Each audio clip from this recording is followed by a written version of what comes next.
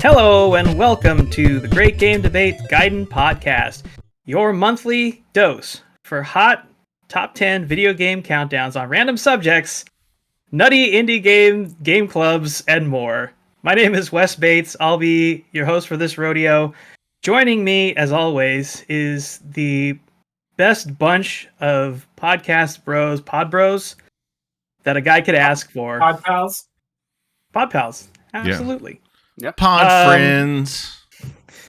Going round the horn here, we have the beautiful burly beard boy from Boise, Zach Pearson.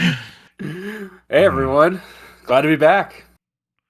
Oh, man, y'all are gonna make me cringe every episode of this, right? With like some Zach reference like that. Also joining us is the magical musical maestro of mementos, Brad Russell. How's it going, Wes? It's great to be back. Yeah, it's good to be here with you. And lastly, the virtuous, victorious Virginian, Hunter Pearson. Hi. Thanks for the intro, Wes White Bread. Fantastic. That's all I got. Bates. All right, that's fine. West Coast, West Bates. West Coast, West Bates. That'll work. Yeah, look, I spent a long time thinking about, some of these stupid intros, and that was the best I could do. So, don't expect much more from me today, I guess. Glorious. Anyway, we're going to do something a little bit different. We like to start the podcast off with a positive spin. So we're going to talk about what's good. And we're just going to go around real quick. And each of us is going to talk really quickly about something good, either in their own lives or something good that's kind of like making their day or week. So, Hunter, starting with you, what's good? We are going to PAX this week. I leave on Wednesday to go to Seattle, where I am going to actually get to see my brother's glorious bearded face in person, as well as your other glorious bearded face. Lots of bearded faces over there. I think I'm going to be the only unbearded face at PAX. You got to start that mustache now. I'm not going to. I would love to see that. Yes, I will. Have you ever done a beard before? I don't get to do it for very long before Courtney basically says, no, that's not going to work here. And my kids... It is a partner preference. Absolutely. Yeah, my kids don't like it when I grow hair out because it's like apparently hurts their face when I hug them goodnight. So I try you have to condition, and like... Yeah. You got beard oils, the beard balms, the beard washes, and just let it grow. It's tough for me because even at work, I might not have to look presentable for like weeks. So it's only for my family that I do that. But no. So yes, PAX. We're going to PAX next weekend. So obviously, I know we're all looking forward to that. I got my T-shirt on, which I'm going to be a total loser and probably wear to PAX because I don't care.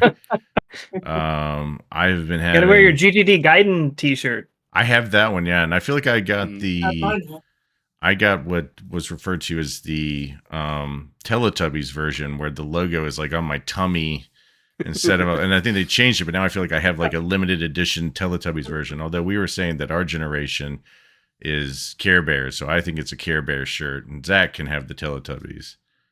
I don't accept those. Those are demons. They are. Those are demons, horrible. right? Pretty there. Horrible for sure. Stuff with nightmares. Other good things. All right. Baldur's Gate. I know I gotta say, joined Baldur's Gate 3 Remnant, and I just started coaching my youngest son's baseball team, and that's all been a lot of fun. Although, kind of stretching me thin, but it's where do you find the time? I don't know. Just a lot of caffeine, really. I don't have anything stronger than that. What is sleep? Yeah. All right, on. We're looking forward to seeing all you guys at PAX. We're going to move on to Brad. Brad, what's good? Hey, Wes. You know what's good, Wes? back to school. Back to school is good. Back to the routine, kind of, fall creeping in, which I love. This time of year is one of my favorite times of year.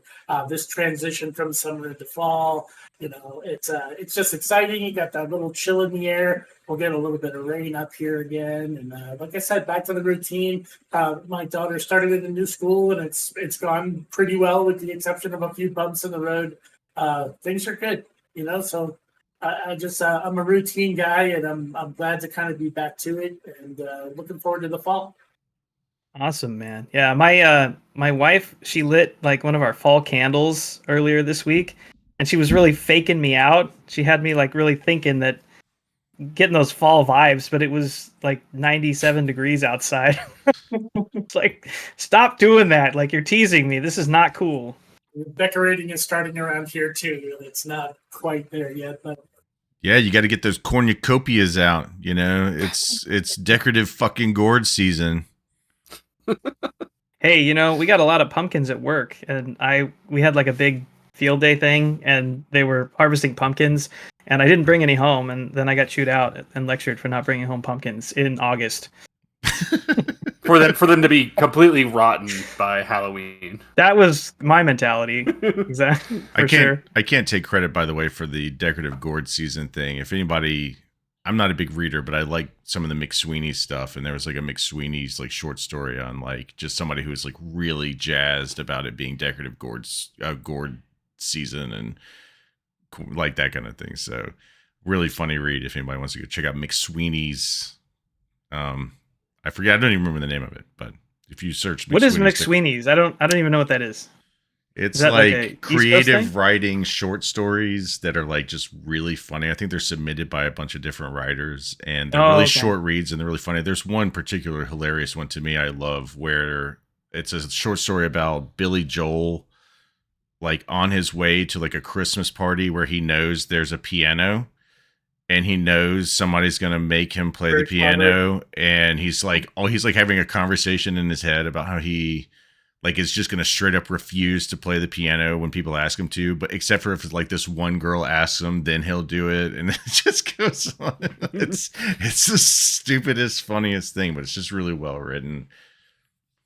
There's a bunch of check out McSweeney's short stories if you want to like just a fun little like 5-minute read. There's a lot of good McSweeney's things out there. Right on. Zach, what's good? Well, I was going to say the same thing as Brad. School's back, but he took that. That is definitely the best thing going on right now. The routine coming back is fantastic. Also, with that, it does mean that colleges are getting back, which means we're about to start having some college football. Pretty excited about that. Already started? Yeah, I know. They started this weekend, so we got college football. I don't think Hunter and I's team plays. We don't play till next week, though. So we'll be in Seattle when they play. They play South Carolina. Yep. Hopefully, we're Tar Heels fans, so hopefully see a win there. Other than that, I'm enjoying having a FromSoft game to get back to get my ass handed to me in. Just went against a boss and beat it. That has probably killed me 40 or 50 times at this point. So. You know why you beat it, right? Because I had people watching. Because I was watching. Yeah. I was wanting. You were like, "Oh my god, he's killing me!" And then as soon as I watched you beat him, and I was like, "This is a cruel world." Like, That's how it works for us. Never fails. Mm-hmm. Yeah. Everybody. Hope everybody out there is enjoying Armored Core who's playing for sure. Looks sick. For me, what's good? My daughter just turned 11 earlier this week. And so she had a really great Pokemon-themed birthday party last weekend. And she organized the entire thing herself. She did all the decorations. She got all the food. She did her own cake. She made all the party games. She made all of her invitations. She sent them out. And then she entertained all of her friends. She had something like 8 kids over. And it was a costume party. So they all had to dress up like their favorite Pokemon. And everybody actually was dressed as a different Pokemon, except for 2 sisters who both came as Pikachu. But it was super fun and super well done, and I was really proud of her that she did all that work, and she just had a super cool birthday, and I'm really proud of her. So. That's awesome. What's the best costume? Who was the most obscure Pokemon? Let me just say that. Oh, geez, the most obscure. Was it like your run-in-the-mill like Charmanders and... Someone was a Lickitung. Both my daughter and her best friend were different evolutions. One of them was Umbreon, and I think that she dressed up as... She wasn't Sylveon. She was what's the psychic one? Espeon. Espeon. She was Espeon. Yeah. And then we also had a Galarian Ponyta also. Oh, wow, cool. Solid choice there. Yeah. Regional variant there. Very Yeah. nice. Yeah. Deep cut. And then it was cool. It was really cool. So That's awesome. all right, so Love having that's kids' birthday that's what's good. We're gonna move on to News Bites. Brad, would you like to share with us some interesting gaming news? Sure. This month, I decided to just try to briefly kind of cover the Pokemon World Championship that kind of wrapped up here in August. It took place in Yokohama, August 11th through the 13th. So it's a whole kind of year-long regional brackets breakdown to finals. This is kind of a long time coming. We've seen a lot of faces kind of rise and fall, and it's been a really cool thing to kind of keep track of. Not that I'm that rapidly into it, but I do like to check out the finals every year. It kind of boils down to a victory road, which is neat. This every year's competition includes TCG, which is the card game, Pokemon Go, Pokemon Unite, and the VGC, video game competition. It's always current gen, so they were competing in Scarlet and Violet this year. There were some announcements, some new cards and mechanics for TCG, as well as some new Pokemon announced for Unite.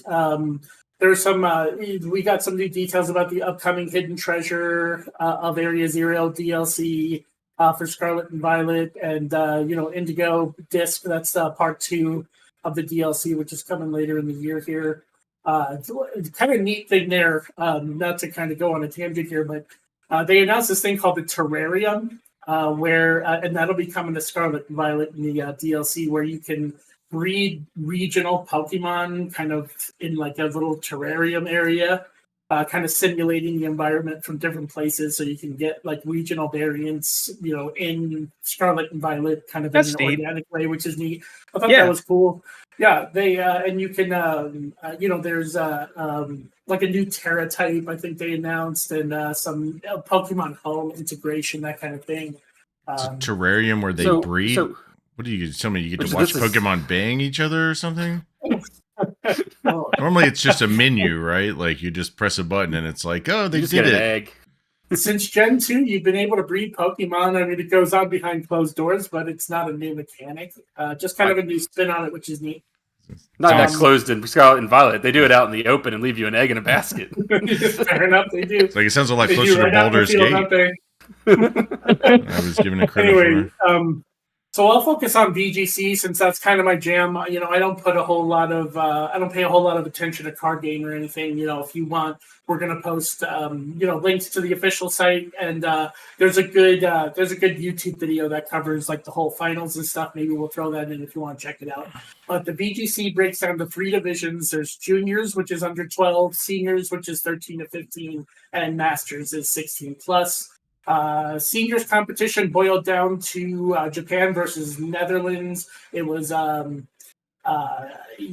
Ogawa ended up on top. The Japanese player, he won with like a miracle of, RNG.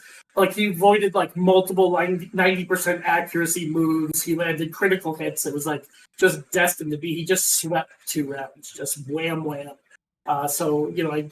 I picked that one up first because it was kind of the least eventful. It was kind of just a blowout, like an RNG blowout.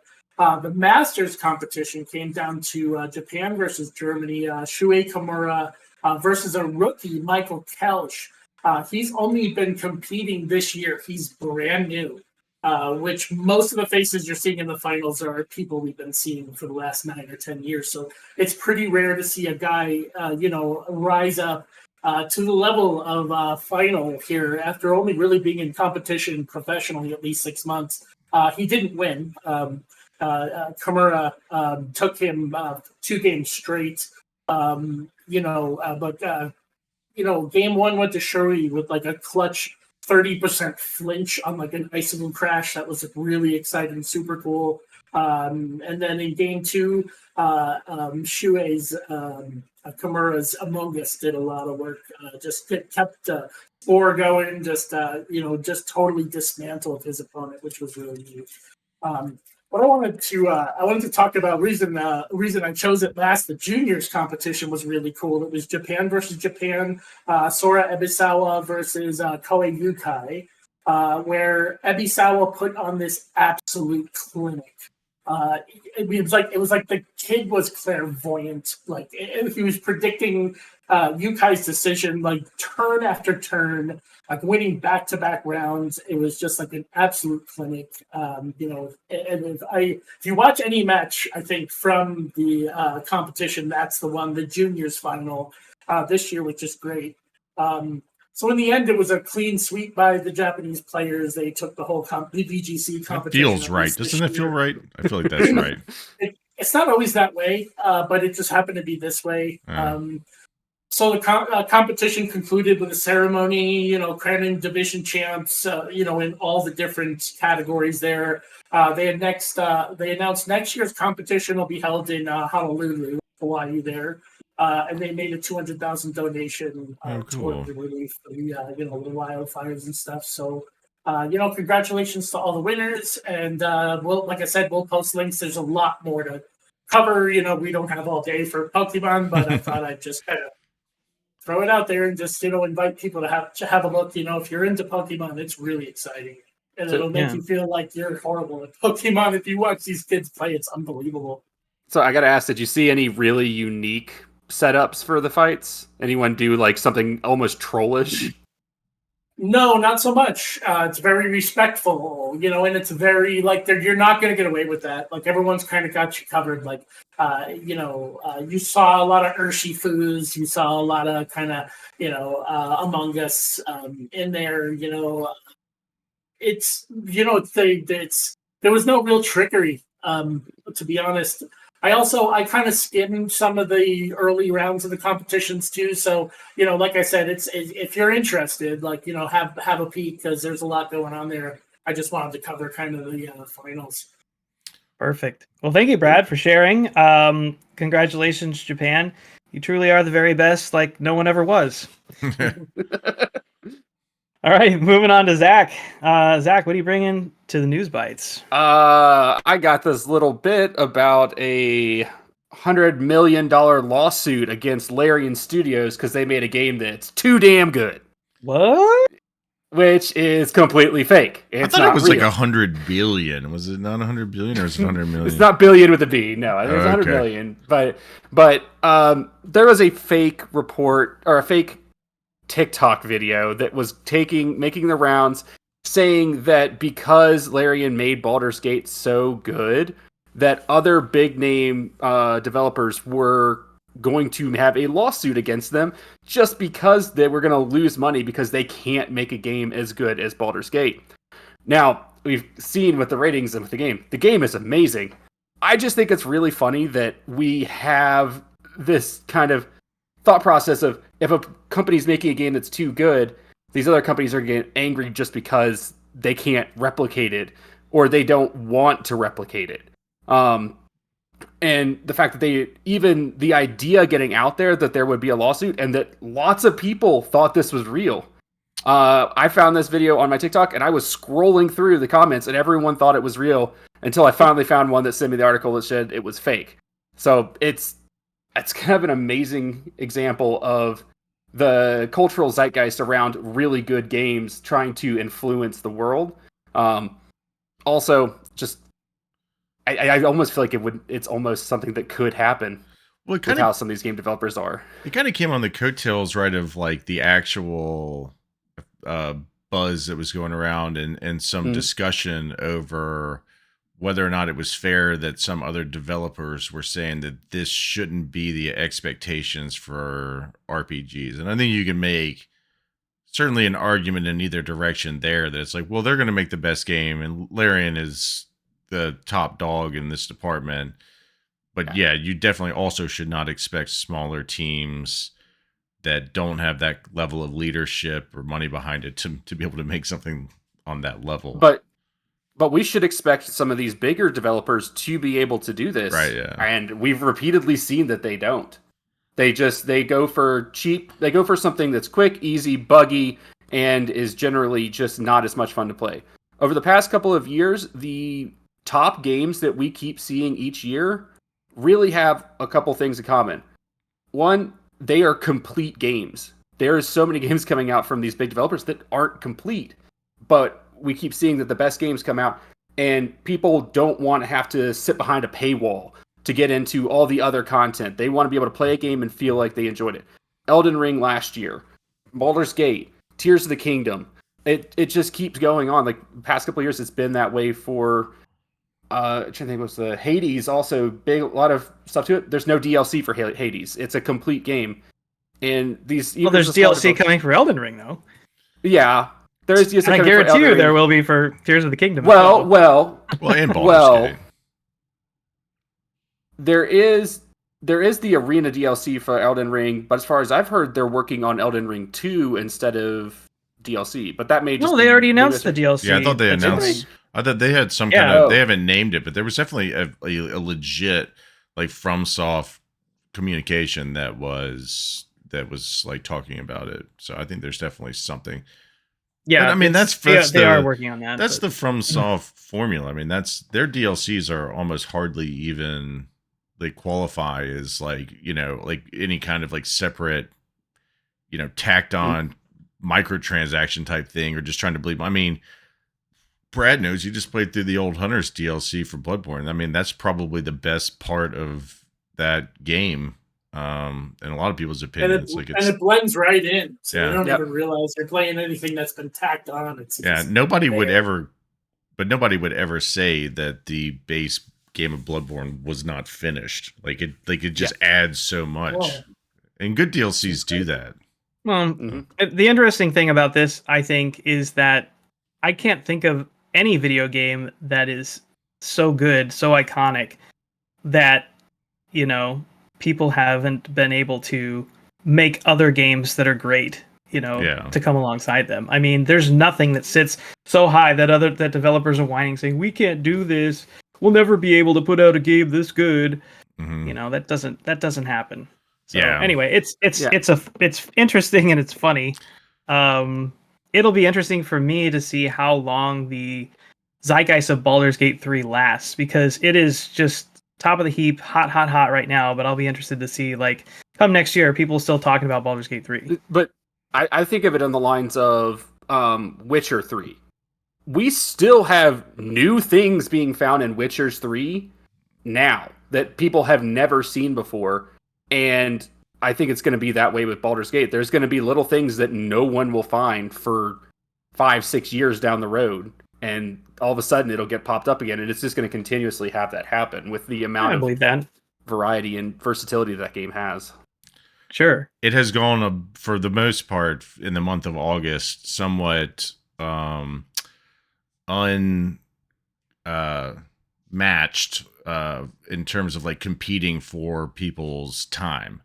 But that is likely to change very soon with some releases coming out in the next couple of months. I mean, September and October are so stacked. We'll see if people are still as deep into Baldur's Gate. But the good thing about the way Zach and I play that, though, is it's really meant to be played kind of like if you were with a group of friends with a D&D campaign, where you like, we're getting together at this time every week. We're going to play for a few hours, and we're just going to do that for as many months, years as it takes to finish it.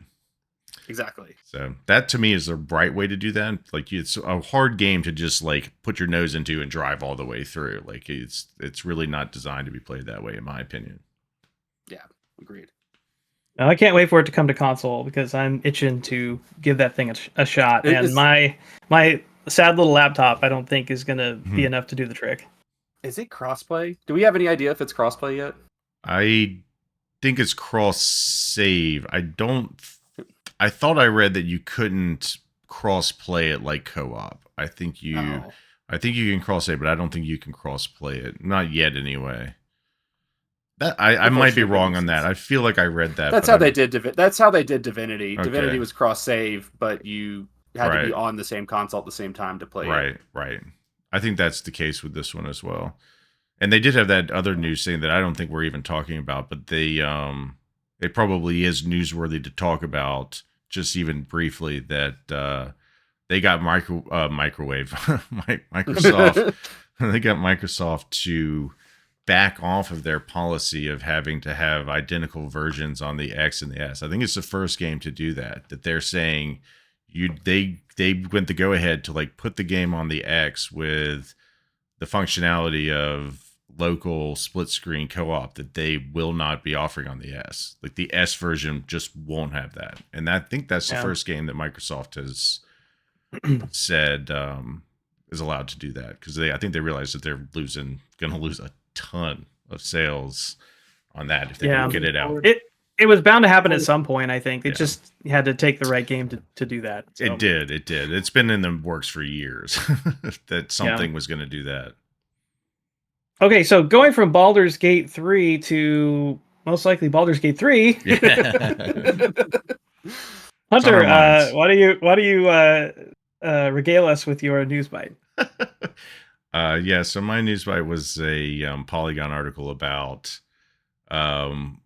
it was pretty adamant that save scumming was the best way to play RPGs. And it was specifically talking about Baldur's Gate, although it doesn't put that in the title, but it was using Baldur's Gate pretty much on its own in the article as an example of why save scumming is the best way. And as Wes correctly pointed out earlier, that it is an opinion piece, although they don't really write it like it's an opinion piece. They write it like it's a fact. And I have to say that in my opinion, because that's what it was, I don't agree with that. I don't think there is a best way to play RPGs that's like universal, you know. I feel like it should be said and obvious to everybody that likes video games that people should play them however the fuck they want to. Like whatever it is that gives them the most enjoyment. Like, why does it matter to people how one person plays with the other? Like for me, I think we do when we play Baldur's Gate 3 a somewhat substantial amount of save scumming, but I don't even know if I qualify it as that. Well, going off of your article, I think that we do save scum, but not in the way that this writer was doing it. This writer's doing it literally to get every option available to them and see which one they liked best and then go down that path. Well, it was like taking one of the most branching path games probably ever made, and let's say that if it was branching into the positive in one direction and then the negative in another direction, she was just like save scum before every branch and take the positive, so that like literally you're just riding the top line of every outcome you want to happening, to the point that she was saying that if somebody was like proficient in a certain skill and then got like a one roll, that she was like going back and redoing it because she didn't want the outcome of something that she felt like somebody was proficient in being negative. And like, to me, that's just like, well, then you're not role playing. Like, to me, you're not role playing anymore because you rolled dice literally and didn't accept the outcome of the roll.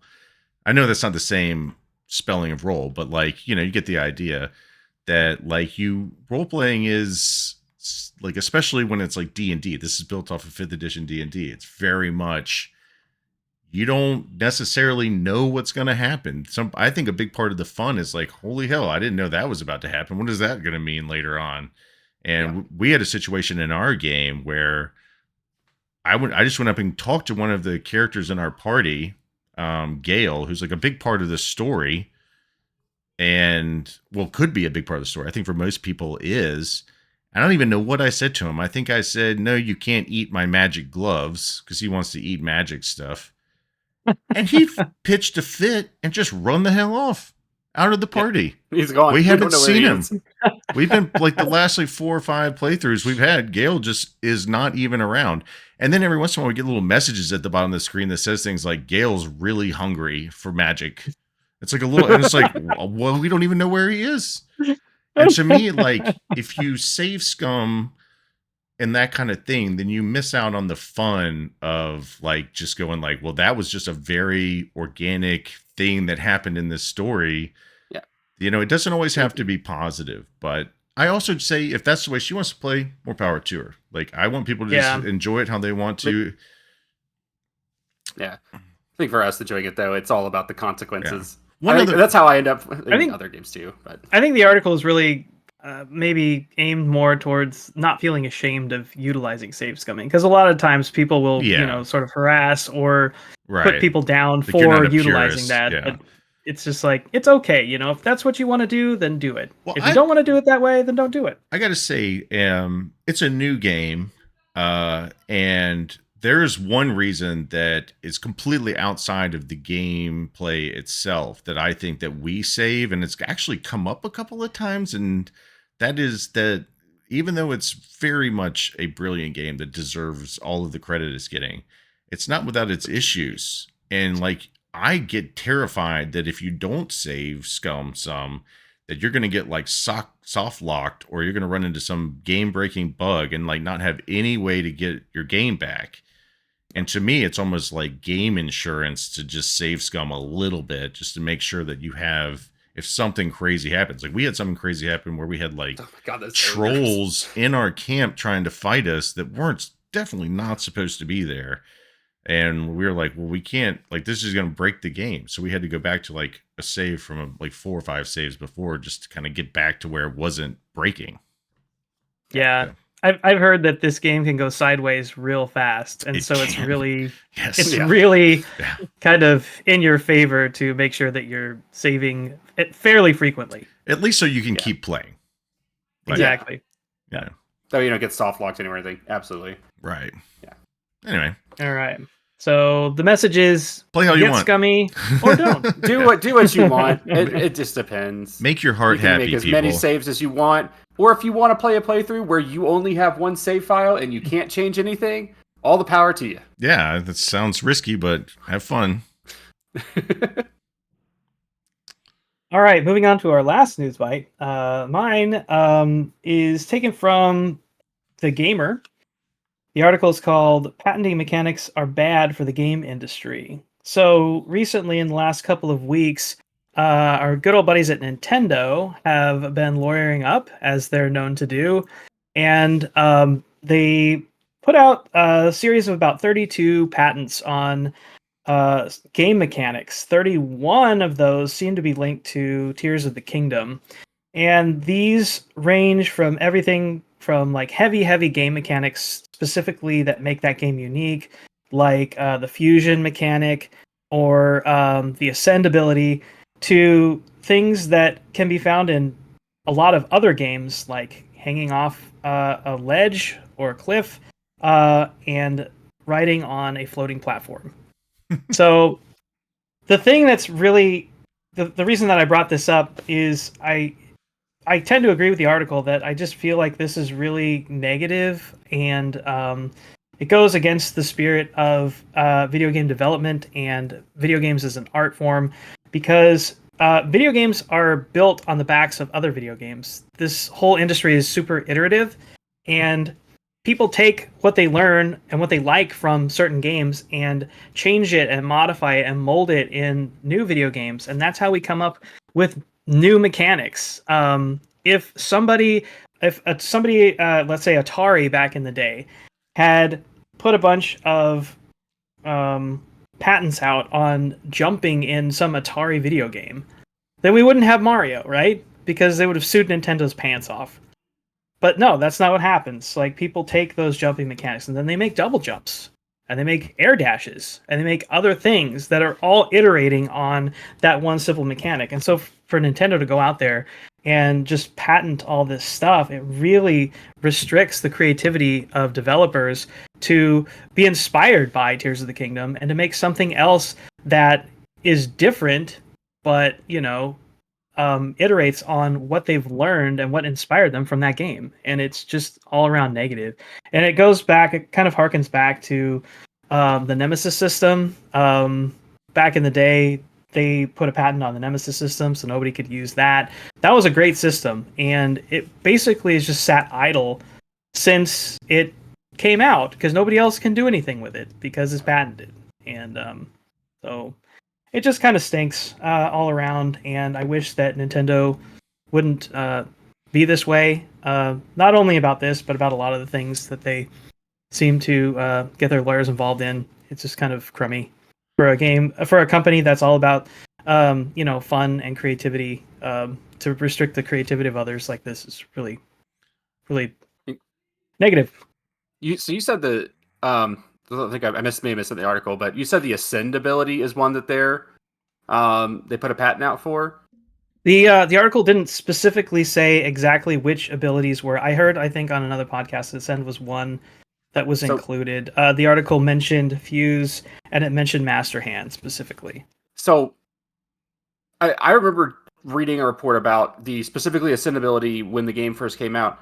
That was a debugging tool that they decided to put in the game as an actual ability. Mm-hmm. How I feel like that could affect other games that may use a similar debugging tool, and they probably keep it in the code so that they need to get in and debug something. It's there.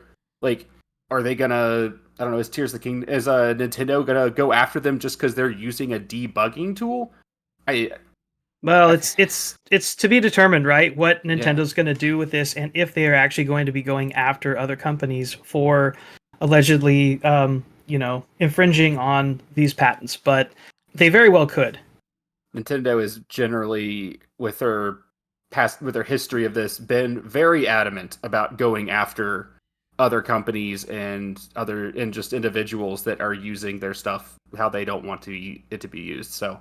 Yeah, I'm not going to be surprised if we do see some lawsuits pop up, which I hope will might get thrown out, but I feel like that's... Nintendo's going to Nintendo. They've been doing it for so long. It's like, whether or not it's like, no, you have to buy our specific adapter to plug your thing into a wall, or no, you can't write a fan fiction about Metroid or whatever, like Mega Man. Like they keep all of their stuff so guarded that it borders on absurd. And everybody just kind of shrugs and goes, that's Nintendo, but then like turns right around and like is going to buy Mario Wonder, and they make really great fun stuff that everybody wants.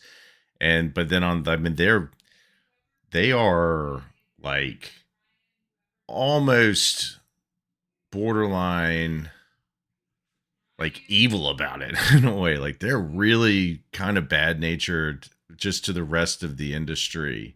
With their IP, I think draconic is kind of the draconic. Right, that's the word I was looking for. I don't want to say evil. Like they're not evil, but like they definitely make it very difficult for others to like create as much as possible. They really curtail other people trying to enjoy and expand upon what they've done.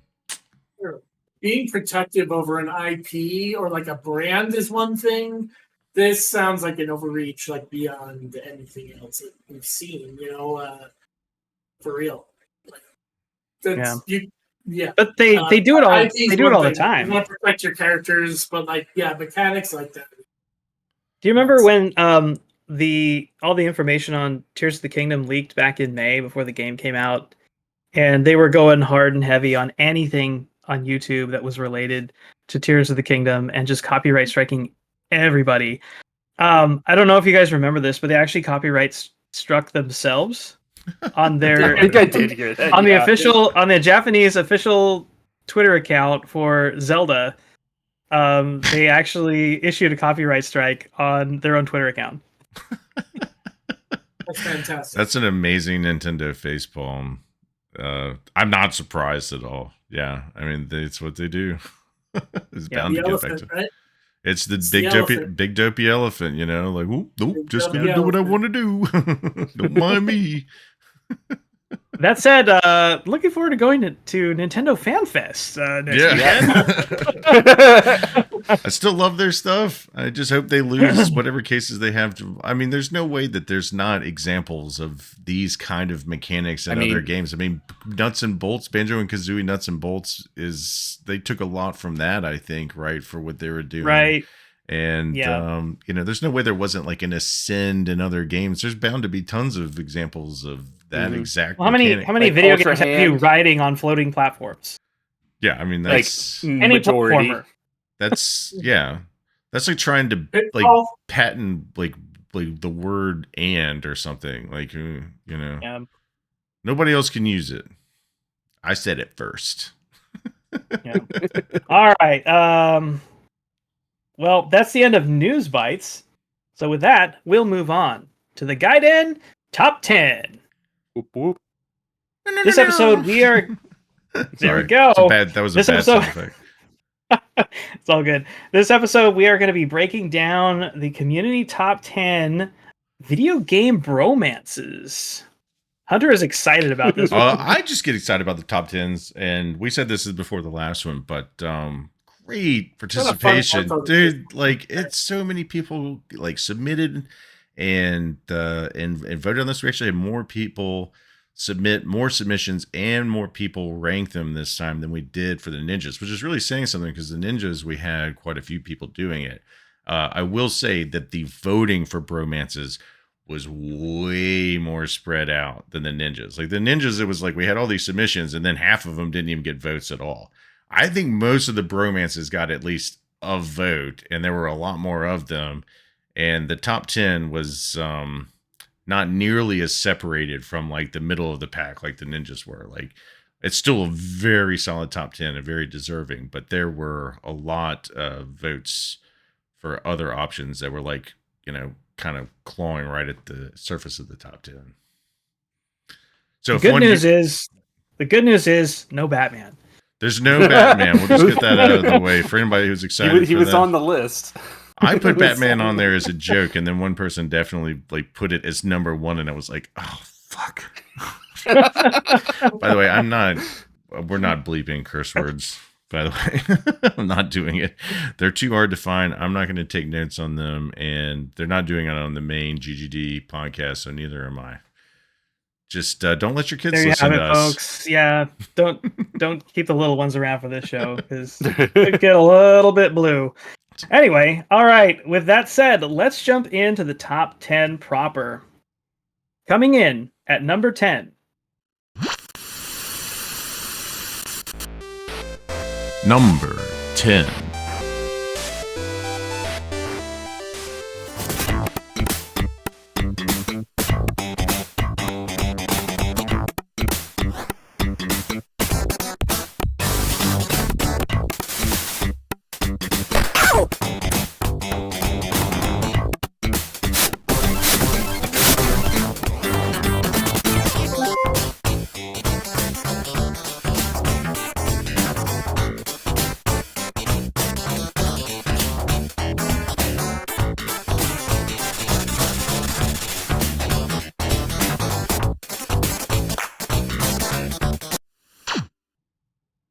Toe Jam and Earl. It's a classic. So good. Hunter, why don't you kick off the conversation about Toe Jam and Earl? Toe Jam and Earl. I don't know if I'm going to get this exactly right, but I think it's definitely early 90s. I want to say it was like 91, 92 is when the first Toe Jam and Earl game came out. I believe also it was definitely a Genesis game. I think it was Genesis exclusive. Genesis Mega think so. Drive Yep. for our foreign friends. And it was the embodiment of just early 90s rad, like hip hop shit ever. I mean, it was just super rad. And you got these two aliens from the planet Funkatron who are like literally just out tooling around like on a joyride, basically, the galaxy. And Toe Jam lets like Earl take the wheel, which he never does and shouldn't have done because Earl's just too laid back and doesn't pay attention. So Earl like crashes into Earth which I don't know if you played Toe Jam and Earl, but it's a very loose representation of Earth. Very neon representation. It's like level. It's like some 20-something levels of just like literally on top of each other. Like you can fall off of one level and go back to a previous one, and but they crash. Their spaceship breaks into pieces, and the whole first game is basically them. If you play co-op, then it's like the two of them tooling around trying to find pieces of their spaceship, and they're trying to avoid certain humans and get help from others. But again, human here is used very loosely because like some of them are like cupids or like demons, like little. I mean, the enemies are just crazy. But so what makes these guys like bro-tastic bros? Oh, well, I mean, they I remember the things I remember that I really liked, and I wouldn't be able to recite it in the lyrics, but every single one of the instruction manuals, back when you used to get instruction manuals in games, which I miss dearly, like the start of every one of them was just a Toe Jam and Earl like rap. Like you just would open it and you would just read their rap. I think that most of them they might have all been written by Toe Jam, but one of them actually has like a little backstory, and I think it's the third game, and it says that they have been best buds since freaking nursery school, and that they used to like put on rap performances in nursery school together. So like that's how close these two alien dudes are. And like if you play the game, I'm sure there are other earlier games that had this mechanic, so don't patent it, Nintendo, but like you could share health like by like either like high-fiving or like literally like Kirby, like belly bumping each other, and they would like wander around like burping and farting and like sharing money and like, chasing Santa Claus around for presents, and you got like new high tops you could run around in and like wings. I mean, when you were playing this with a friend, like it made your bromance grow, because like one of you's Toe Jam, one of you's Earl, you got these wings, you're flying around together on like the 21st level, like collecting spaceship parts. Or and in the second game, Panic on Funkatron, you actually go back to their planet and you've accidentally brought humans with you didn't know. It's almost like reverse Alien plot, where the humans are like stowed away on the ship and come to their planet, and then you have to like capture them together. And it's a very different kind of game, but it's like the same thing where you just go around vibing together, like you might dance to like hula girls together. I mean, there's not any like specific dialogue that makes them like super bros. It's just so you can tell that these guys have never leave each other's side, basically. Like so the way to play this game is co-op, it sounds like. 100% co-op. You can play without co-op, but you really are at that point picking one or the other. And I gotta tell you, I tried to do it, and it's just lonely. You just feel all alone, because there's so much interaction you have when you play a co-op with somebody else. And it can be pointless stuff. Like I said, like there's like a button to burp at each other, like that's awesome. But without the other player, it does. It feels like you're missing your friend, and you're doing that in real life and in the game at the same time. So I think this is I was actually kind of surprised to see this made the list, because there were so many good options, but one of the first ones that popped into my head, because if like Sonic and Tails or some of these other ones like get to count as bromances, then Toe Jam and Earl definitely also, like, not a ton of dialogue in the games, but just you can tell that you can't have one without the other. That's my take. Perfect. Yeah, no, that's awesome. Anybody else have any deep-seated bro knowledge about Toe Jam and Earl? No, this game came out before I was born. It was like the year you were born. It was 91. It was like mid-year 91. Okay, so I was you weren't playing Toe Jam and Earl with Baby Zach like in the bassinet there. He probably unknowingly was watching me play it at times, because I did have a Genesis and I did have this game, and I did my friend Jonathan and I absolutely wore this game out. It was just so cool. I mean, you go around collecting literal Christmas presents, and you open them up, and sometimes they're good things, and sometimes they like make you go to sleep next to each other. Like you can like have like minutes go by where Toe Jam and Earl are just both laying down next to each other, like completely asleep, doing nothing. It's such a cool game.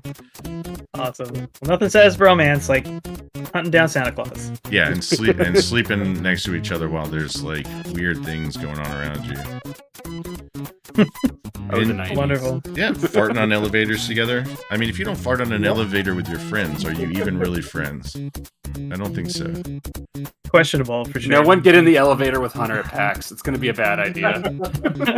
I will fart if we're close. Everybody take notes. All right. Well, moving on to our number 9 pick. Number 9.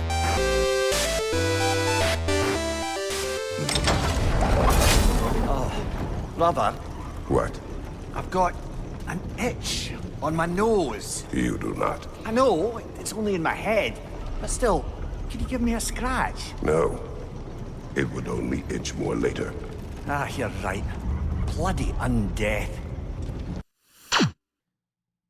Kratos and Mimir from the God of War and God of War Ragnarok games.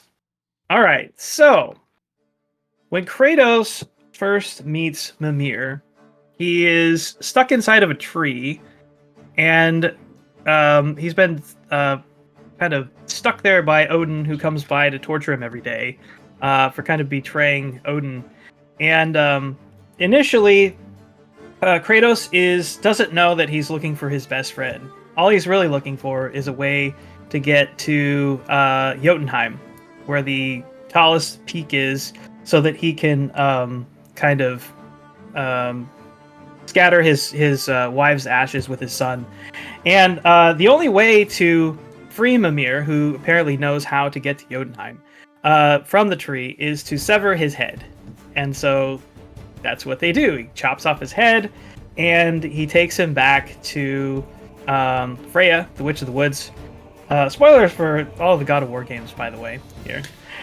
And he has her reanimate his head. And from that moment on, Kratos and Mimir are kind of inseparable. They really don't go anywhere attached at the apart hip from each other. Sorry. Literally, Sorry for the yeah. dad joke. So Kratos like kind of winds some vines around his head and just kind of like straps his head to his belt. And from that point on, he's kind of like your constant companion. He goes everywhere with Kratos, and he spends the next basically 3 years living with Kratos and Atreus in their house. Over Fimbulwinter, he spends that whole time with them. And Kratos and Mimir become exceptionally close. Kratos doesn't have a whole lot of friends in this world. It's almost questionable at times whether he's even friends with his own son. But Mimir is kind of the one guy who Kratos has absolute faith and trust in. And you can see it in their relationship because Kratos doesn't open up to anybody else, but he does open up to Mimir. And he and Mimir talk about Atreus, and Kratos doesn't have all the answers all the time. And Mimir's kind of the only person that he goes to for advice on fathering and you know, what to do, you know, with relationships. And, you know, he's kind of his advisor on, you know, okay, what do we do next? What should we be thinking about? Where do we go? And that's really interesting because, I mean, Kratos doesn't have anybody else. He doesn't open up to anybody else. And Mimir's like the guy. And without Mimir, how would Kratos know that he was on fire?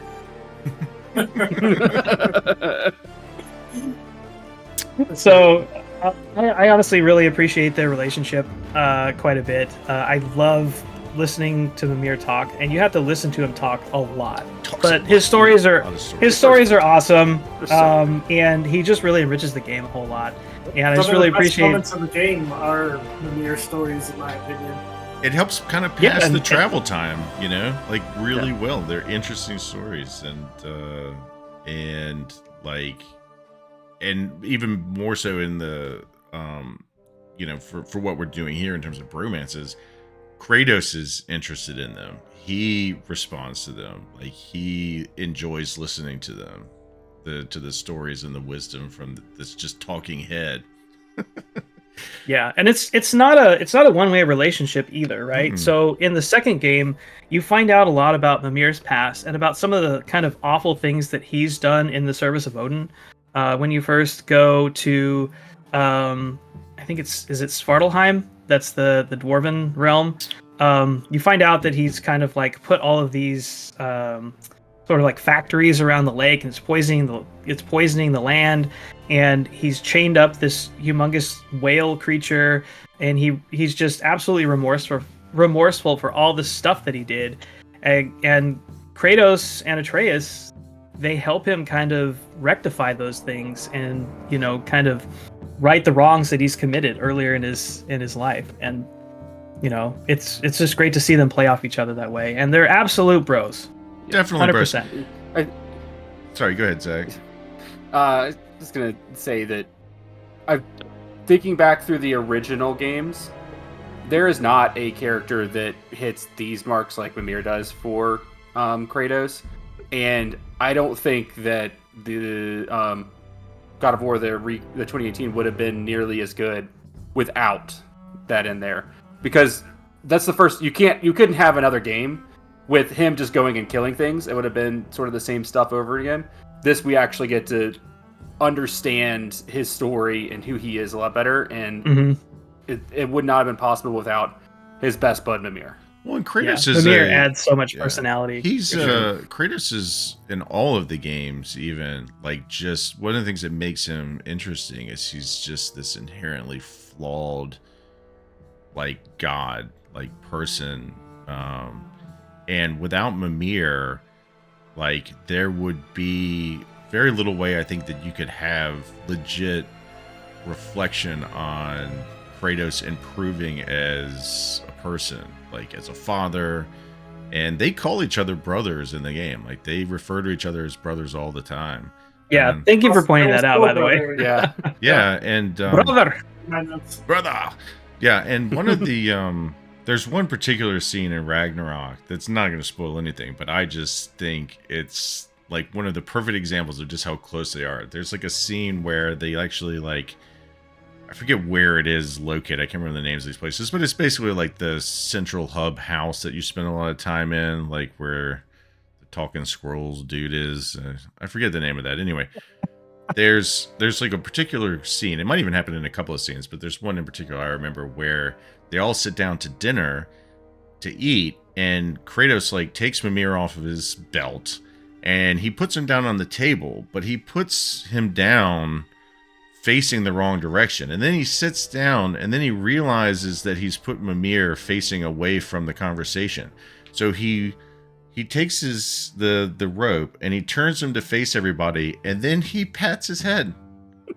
He pats Mimir on the head, and then and that's just a very small interaction. But, like, it just goes to show, especially after all of what they went through in the first game and what they're going through in the second game, like, just how close they've become. Like, they really, really are best friends, even if one of them is only ahead. And I love that scene a lot, because it's a subtle thing, but it goes to show, like, how close they've become. There's no closer bros than a man and his head. Yeah, man. I saw, the funny thing, I did actually see something. When I was trying to capture footage for this, I ran across one video that was God of War from Mimir's perspective. And it was like, it showed like a scene. It showed like a scene it's of like just a bunch of shake. It showed Kratos like fighting, and then it would like zoom in on Mimir's head on his side, and Mimir's head is just like it's going like everywhere. And then it switches to like that view, and it's just like the landscape is just like and it was like 20 minutes of just like him talking to people, like where like Kratos is like backed up against a wall, and he's like having this really serious conversation, and then just shows like a wall like this close to your face. Oh man, that's good. I gotta check that out. That was really funny. Very funny, yes. Yeah. All right. Moving on to our number 8 pick. Number 8.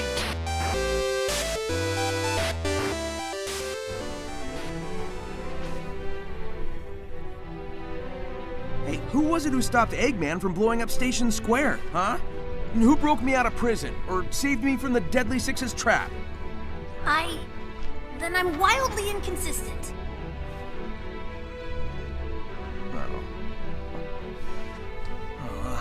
Dude, relax. You've got brains like Eggman, speed like me, and can fly with your butt. Sonic and Tails from the Sonic the Hedgehog series. All right, Zach's gonna tell us all about the bro-tastic bromance of Sonic and Miles Tails Prower. So, while Tails, not an original character to the series, he did have to come in on later games, quickly kind of cemented himself as a key component of the life of Sonic and really helped to get them to build out their relationship going forward. Sonic is brazen and headfirst and will go as fast as he can through everything because that's Sonic. Tails will take the slightly slower, maybe a little bit more scared route where he uses his brains. And these two have come to play off of each other in ways like this, where Sonic is really trying to encourage Tails, and Tails sometimes helps bring Sonic back to Earth a little bit and not be so headstrong. Their relationship has been built through these games to where they really rely on each other, and where even Tails says he looks up to Sonic and he always wants to try and catch up to him. So it almost feels like a younger brother trying to catch up to a bigger brother, trying to get into that space where they can really meet each other in the middle and come together. And over the series, it's definitely been shown that they have gotten there. There's lots of times that Sonic would not have been able to beat Eggman if Tails didn't pop in with his own robotic mech to blow Eggman out of the water. Their relationship has really been a very stable part of the series and has led to a lot of the character development for both of them, where Sonic, instead of him just running off and doing everything, because I'm trying to remember, I don't think we get really any lines from Sonic in the first two games. No, well, there's no talking. It's all just 16-bit. There's no VO there, so. But no VO, but they might have put some text above it. I think there's no text. I don't remember. It's all just expression. Probably stuff in the manuals. It's go. It's go for him, and we really get to see other parts of them. And this gets taken on into the series, into the later games. They really did build a good relationship with each other, where they are brothers competing a little bit, but also trying to one's trying to catch up to the other one's trying to help them along. Yeah, for sure. I agree. I mean, you don't really see Sonic without Tails anywhere, for the most part. I mean, there's, I guess in the 3D Sonic games, you don't see Tails quite as much. But in the 2D games, he's pretty much there all the time. Mm-hmm. And pretty much like chocolate and peanut butter, Sonic and Tails. I mean, no better airplane flying fox could a hedgehog have. Yeah, two-tailed helicopter fox. Yeah, they really just work well together as a team. And you're right, Tails does kind of when you're playing as Sonic, especially, and they're like little goodies to be found and stuff. There's no way to get to them without Tails. So they have to connect, literally and physically, to get you to certain locations to find little secrets and stuff like that. I feel like a lot of their character development happens outside of games. It's a lot of the movies and shows and things like that is cartoons. Yeah, there's very few games where they actually have a lot of really big, meaningful dialogue. I'm trying to remember the name of the one that they actually do have some moments like that. And they do it in Sonic Adventure 2. They have some dialogue. I think that's and then I haven't played the new Frontier game, but I would assume that they definitely have some more dialogue in that one. I don't know if you really ever play as Tails in that game, just because I have not played it, but it could be one where they've had more. All right, anybody else have any other comments for Sonic and Tails? Not really. I mean, it's a good choice. I think everybody can, like, you know, you're not telling people stuff that they don't really already recognize, which is, you know, Sure. like they just kind of go hand in hand as characters together and have for most of our lives. So it's an easy one to identify. Like literally most of our lives. I remember when Sonic 2 came out and like Tails was like the new hotness, and I was like 10. Yeah, and it's gone, and it's just had the longevity to go all the way to where Tails was like every bit as important to like the blockbuster movie that came out, you know, in terms of just being friends, like best friends and bros together in that movie. I mean, they have like a dance off. Like, what can be more of a bromance than like a Scandinavian dance off in a movie? I know that's from the movie, but like it all kind of culminated. It counts. It counts. That's super, bro. Nice. All right, moving on from Sonic and Tails to our number 7 spot. Number 7.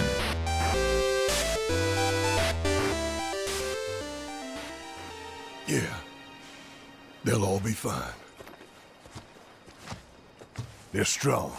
They're tough. Like me.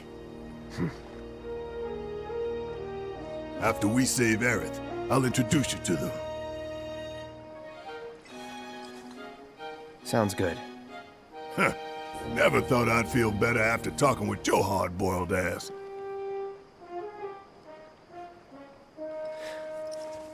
Think you can sleep now? Oh yeah, like a baby.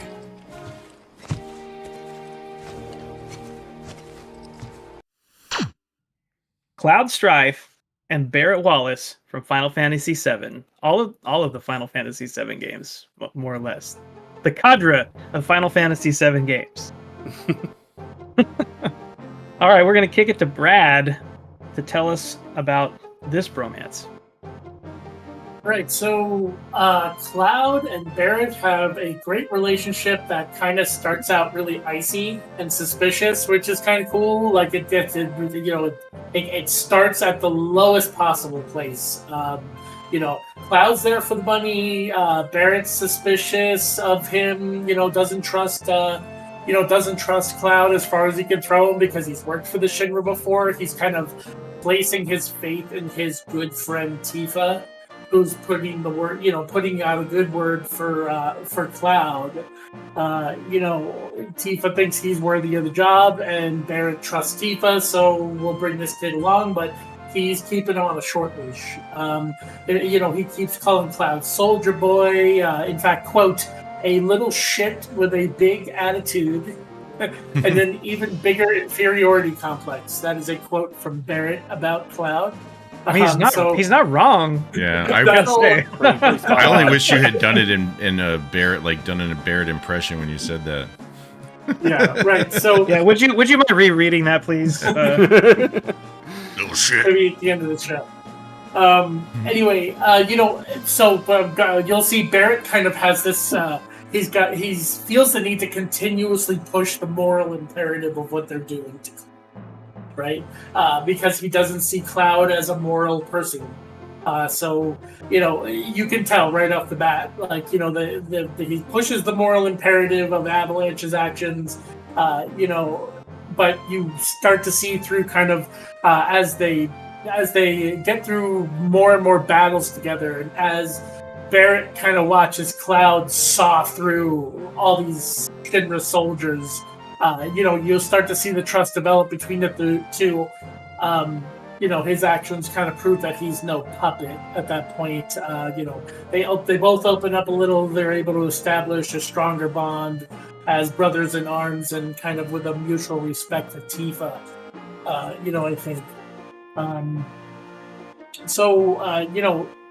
Another thing that's funny. If you play your cards right, you can even have like a bro date with Barrett. I don't know if anyone does that. Like, I think most people end up in that golden saucer section with either Tifa or Aerith. Choose your poison there. But there's actually a third option to have a bro date with Barrett, which I think is really neat. I love them like sitting in the was it the merry-go-round or the yeah. the Ferris wheel? Like, cram, The Ferris wheel together. They're just like. Yeah, kind of, but you see a lot. You see a lot of it in the remake too. I think a lot of the relationships are more kind of established in the remake, which is really neat. But I want to, without going on at length here, I want to kind of punt to Zach. I know this is his favorite game. How do you feel about the relationship between Cloud and Barrett, Zach? I think it's definitely very not stringent. It's a very stressed relationship up until you actually get to that spot you're talking about where they end up going on their date, because we start to learn more about Barrett, and this is where Cloud really kind of connects with him and sympathizes, and then we really start to see them building on this relationship, and it kind of culminates. I think we've already put this out here a little bit, but there's probably should be a spoiler warnings for lots of games in this top 10. But you can really see it culminate with Cloud breaking down basically after Aerith's death, where Barrett doesn't have much to say. He just kind of comes up, he puts a shoulder, and he understands the loss there. They really understand each other more and more as the game gets deeper, and really work to come together and be a strong force to be reckoned with. Cloud helps Barrett move past his past and work towards the future that Barrett wants to achieve. And Barrett straight up slaps the shit out of Cloud to get him back to his senses when he needs it. Like they really play off each other. They really build to a great friendship and a great bromance that rely on each other and aren't afraid to call each other out when they need it. Yeah, it's really cool to see this relationship kind of evolve from the beginning of the game to where it is at the end. And these aren't two guys that are going to be holding hands, skipping through a field of flowers, like they're not that kind of friend, but they respect each other deeply, by the end. And they know that they can rely on each other, and they do rely on each other. And that's what makes it a great bromance. It's, yeah, you nailed it. Like, it's so just unlike the ones that we've had on those lists already, and a lot of bromances that were nominated, like most of them were like either from the time they met or even before the game takes place, like the closest and best of friends ever, and just continue to be that. This is one that you actually watch change from, almost people disliking each other or like having bad opinions of one another to becoming, you watch the friendship develop. Like they teach each other how to both be better, or honest with themselves. And it's a really cool thing to watch. And I haven't even finished the remake, but just having played the first one, I'm excited to see, more of that in the remake. Because having not finished it, I'm not sure how much their friendship progresses in the first part of the remake as it does in Just keep in mind that you said that, okay? Yeah. Fair enough. Maybe I should not even be talking about it, having not finished it. It's like shame on me for not finishing like a masterpiece of a video game. It is. Yeah, man. And part 2's coming. It's coming winter 2014, so it's not far off. We got to go back in time to get that one. 2024. I'll be interested because I bet we're going to get in this next one. We will get to the flying saucer. I wonder if we'll be able to get that date. I didn't know the golden saucer. I assumed you didn't get to the golden saucer in this one. I think I was correct in that. No, there's no golden saucer in the first game. There's Honeybee in there. Honeybee was fantastic. That was one of the best moments in any video game ever. I am happy that I made it that far into that game because it was so good. All right, leaving Cloud and Barrett behind, moving on to number 6.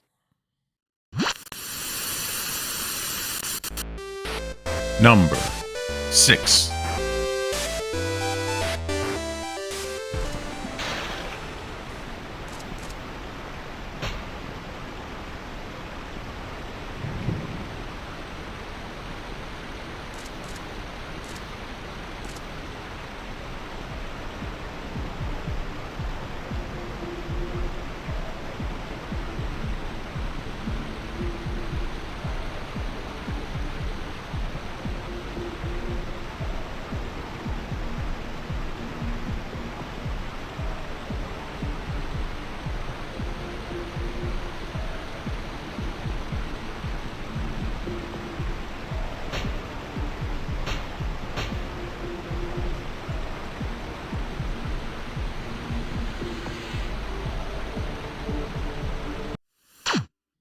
Number 6, we have Dart Feld and Lavit Slambert from The Legend of Dragoon.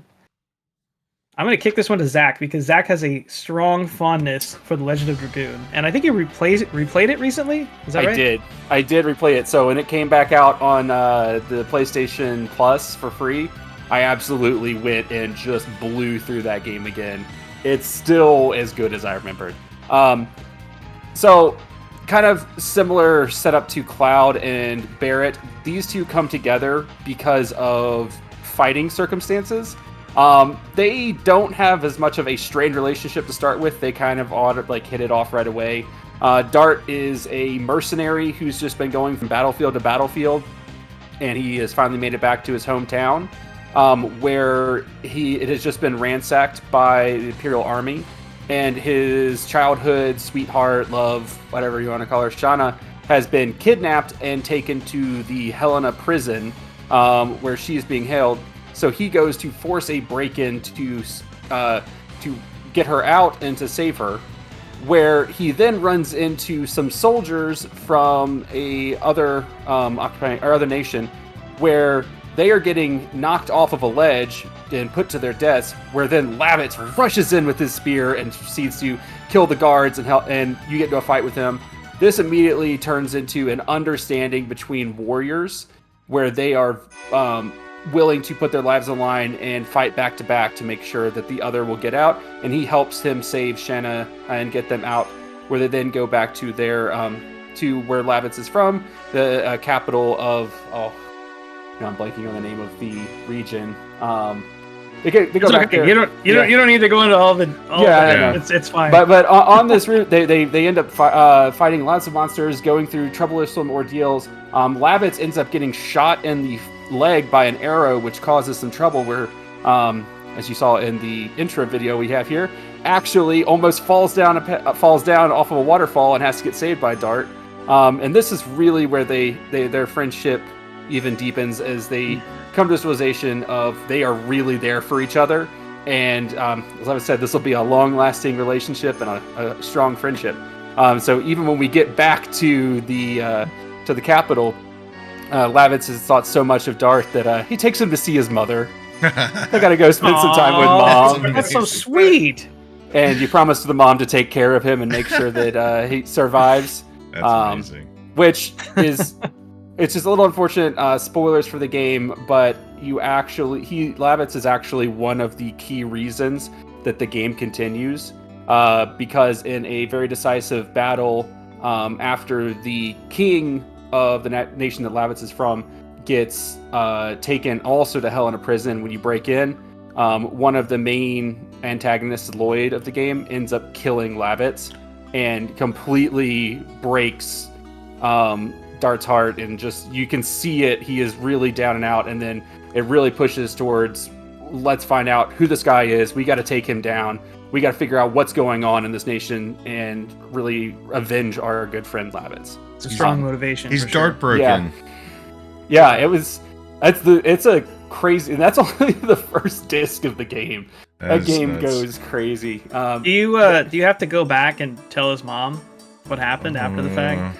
The game does not force you, but you can go talk to her, and she is extremely heartbroken, and all she wanted to do was to help Lavitz find his future wife, or for him to settle down, and that just will never happen. But you do come and check in on her. You could check in on her throughout the game, come back, and she'll have something different to say, but she's generally just kind of distraught for the most part.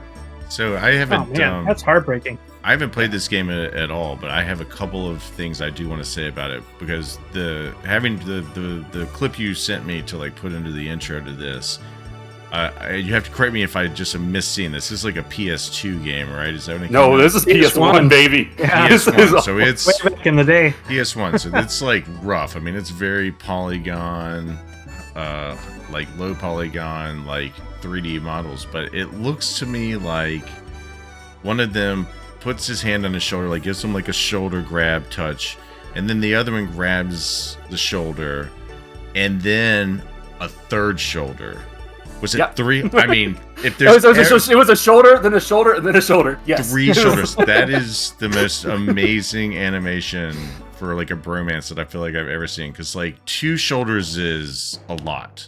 Like 3 shoulders is like, that's love.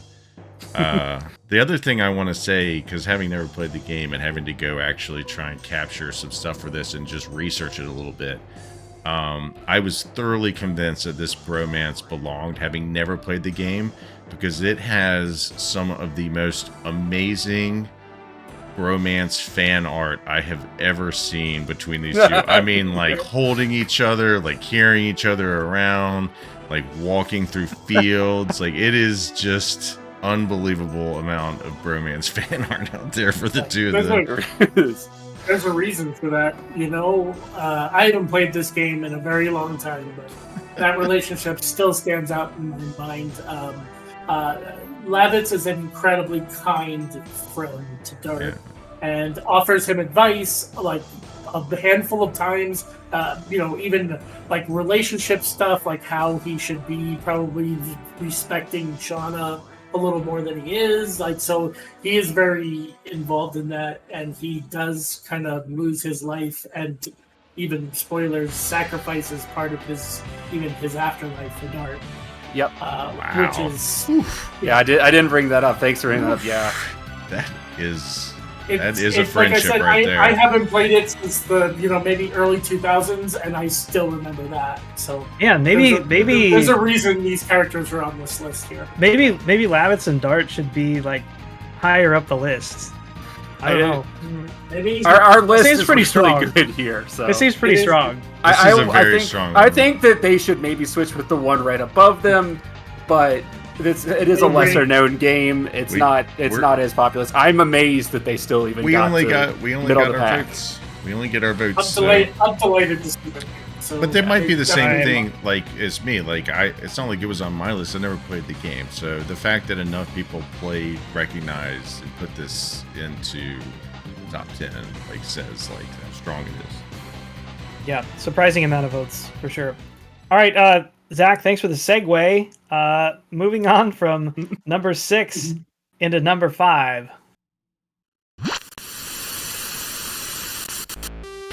Number 5. What I said back there about thinking I was better at stuff than you? To tell you the truth, Sora, I was jealous of you. What for? I wished I could live life the way you do. Just following my heart. Yeah, well, I've got my share of problems too. Like what? Like wanting to be like you. Well, there is one advantage to being me. Something you can never imitate. Really? What's that? Having you for a friend. We have Sora and Riku, or Soriku, from the Kingdom Hearts series. All right, so I'm going to talk a little bit about Sora and Riku, because apparently I'm the biggest Kingdom Hearts fan. Good luck. Within this podcast crew, which is kind of saying something because I've only played 2 of the games. Sorry. I played 1, a little bit of 2, and played a decent amount of 3, but that means basically nothing. I have no idea what I played whatsoever. All right, so I'm probably not going to be doing Sora and Riku justice in my explanation of their relationship, but I will do my best. So Sora and Riku grew up together on the Destiny Islands. They grew up together as friends and strong rivals. So they were always kind of pushing each other, competing against each other to see who was better in different competitions, whether it was like mock battles or climbing competitions, races, etc., etc. But it was never in a way where they were enemies. It was always in a very positive kind of friendly competitions type of way. And then their friend Kairi moves in, and they kind of become kind of an inseparable trio. And after that point, once Kingdom Hearts kicks off, there's a lot of kind of back and forth between Sora and Riku kind of like saving each other.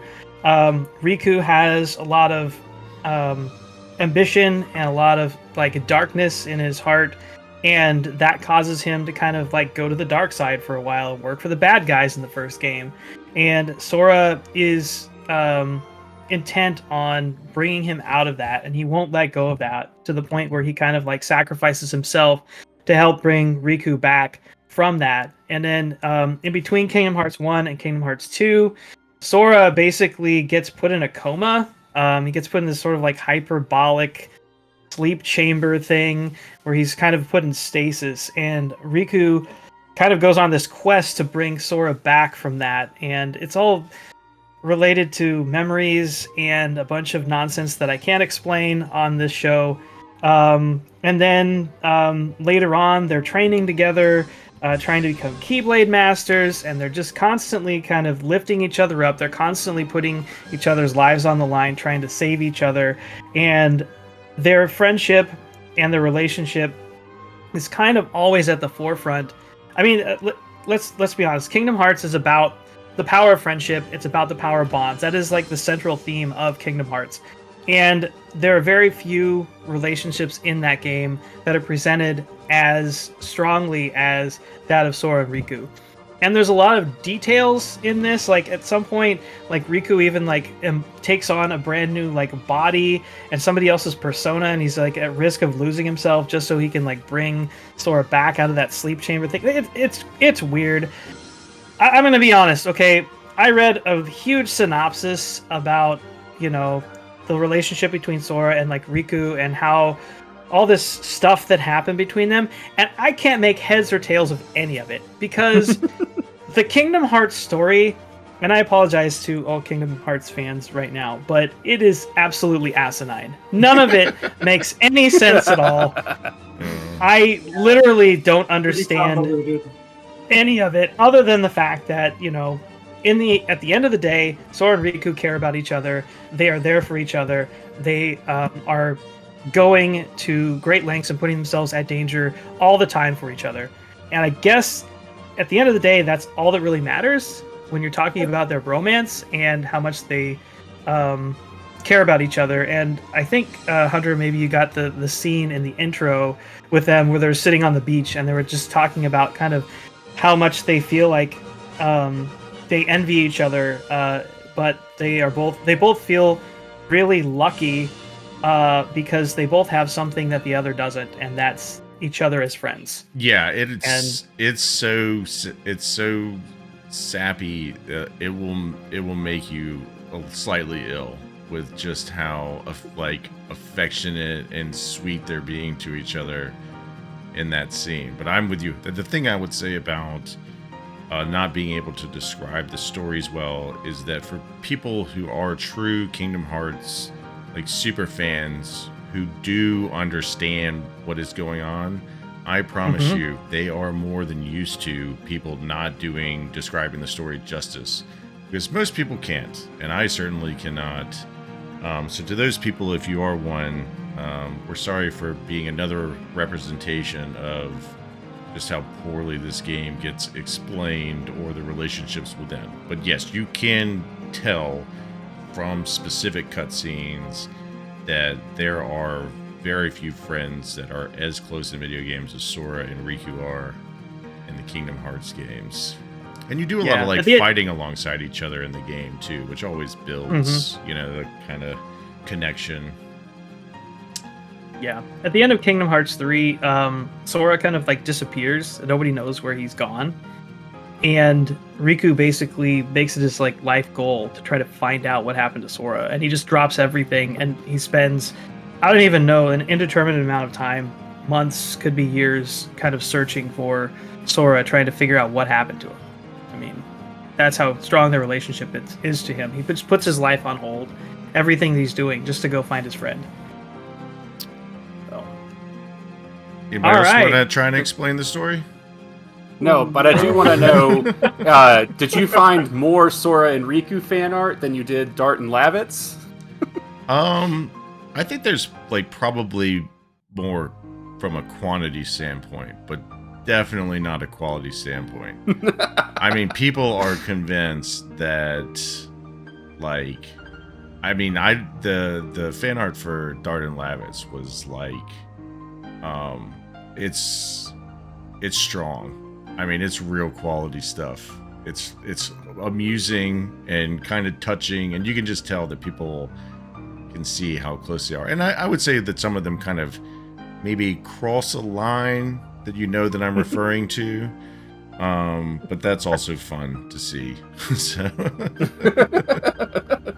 Fan art is always going to cross a line. Let's be honest. You know? Yeah, for sure. I mean, you could, you know, if you were just judging based on fan art alone, but I'm talking about fan art that like doesn't go into like the inappropriate level. But I'm saying that the people might have misjudged just how close they are in their fan art. I guess I'll say that. Sure. Yep. Gotcha. All right, moving on from Sora Riku. At number 5, we have our number 4 pick. Coming in at number 4, we have Joker and Batman. What? No, shut up. You've been waiting on that joke. Yeah. Number 4.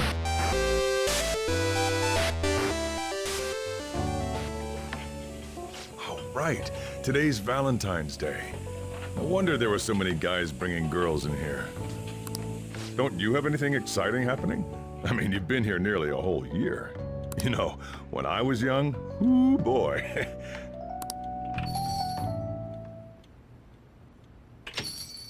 Yo. You alone too? Yeah, don't remind me. Come on in. It'll be my treat today. No, it's not Joker and Batman. It is Joker and Ryuji from Persona 5. And there is no person in this group more qualified to talk about this relationship than our very own Brad Russell. All right, so Joker and Ryuji. Joker, it moves to, is moving into this new school after getting in some legal entanglements. He's got no friends. His very first day at Shujin Academy, he and Ryuji stumble into each other, and they stumble into a imaginary castle in their mind together. Joker is a little standoffish, or you kind of have that, Cloud and Barrett thing a little in the beginning, but they become fast friends as founding members of the Phantom Thieves. Within the first couple of in-game days, these two are already kind of bro-crushing on each other, So they're both kind of outcasts, right? Joker is the new kid with rumors swirling around the school about him, and Ryuji already kind of having a reputation, having been defamed at school with his removal from the track team by Mr. Kamoshida. So they're kind of fast friends. They just kind of fit right into each other's lives. Yeah, they're both kind of the outcasts of the school, sort of. Exactly, right. So they're kind of two peas in a pod right off the bat, whereas other relationships in the game aren't so fast. On things, they're both creeps to start. Makoto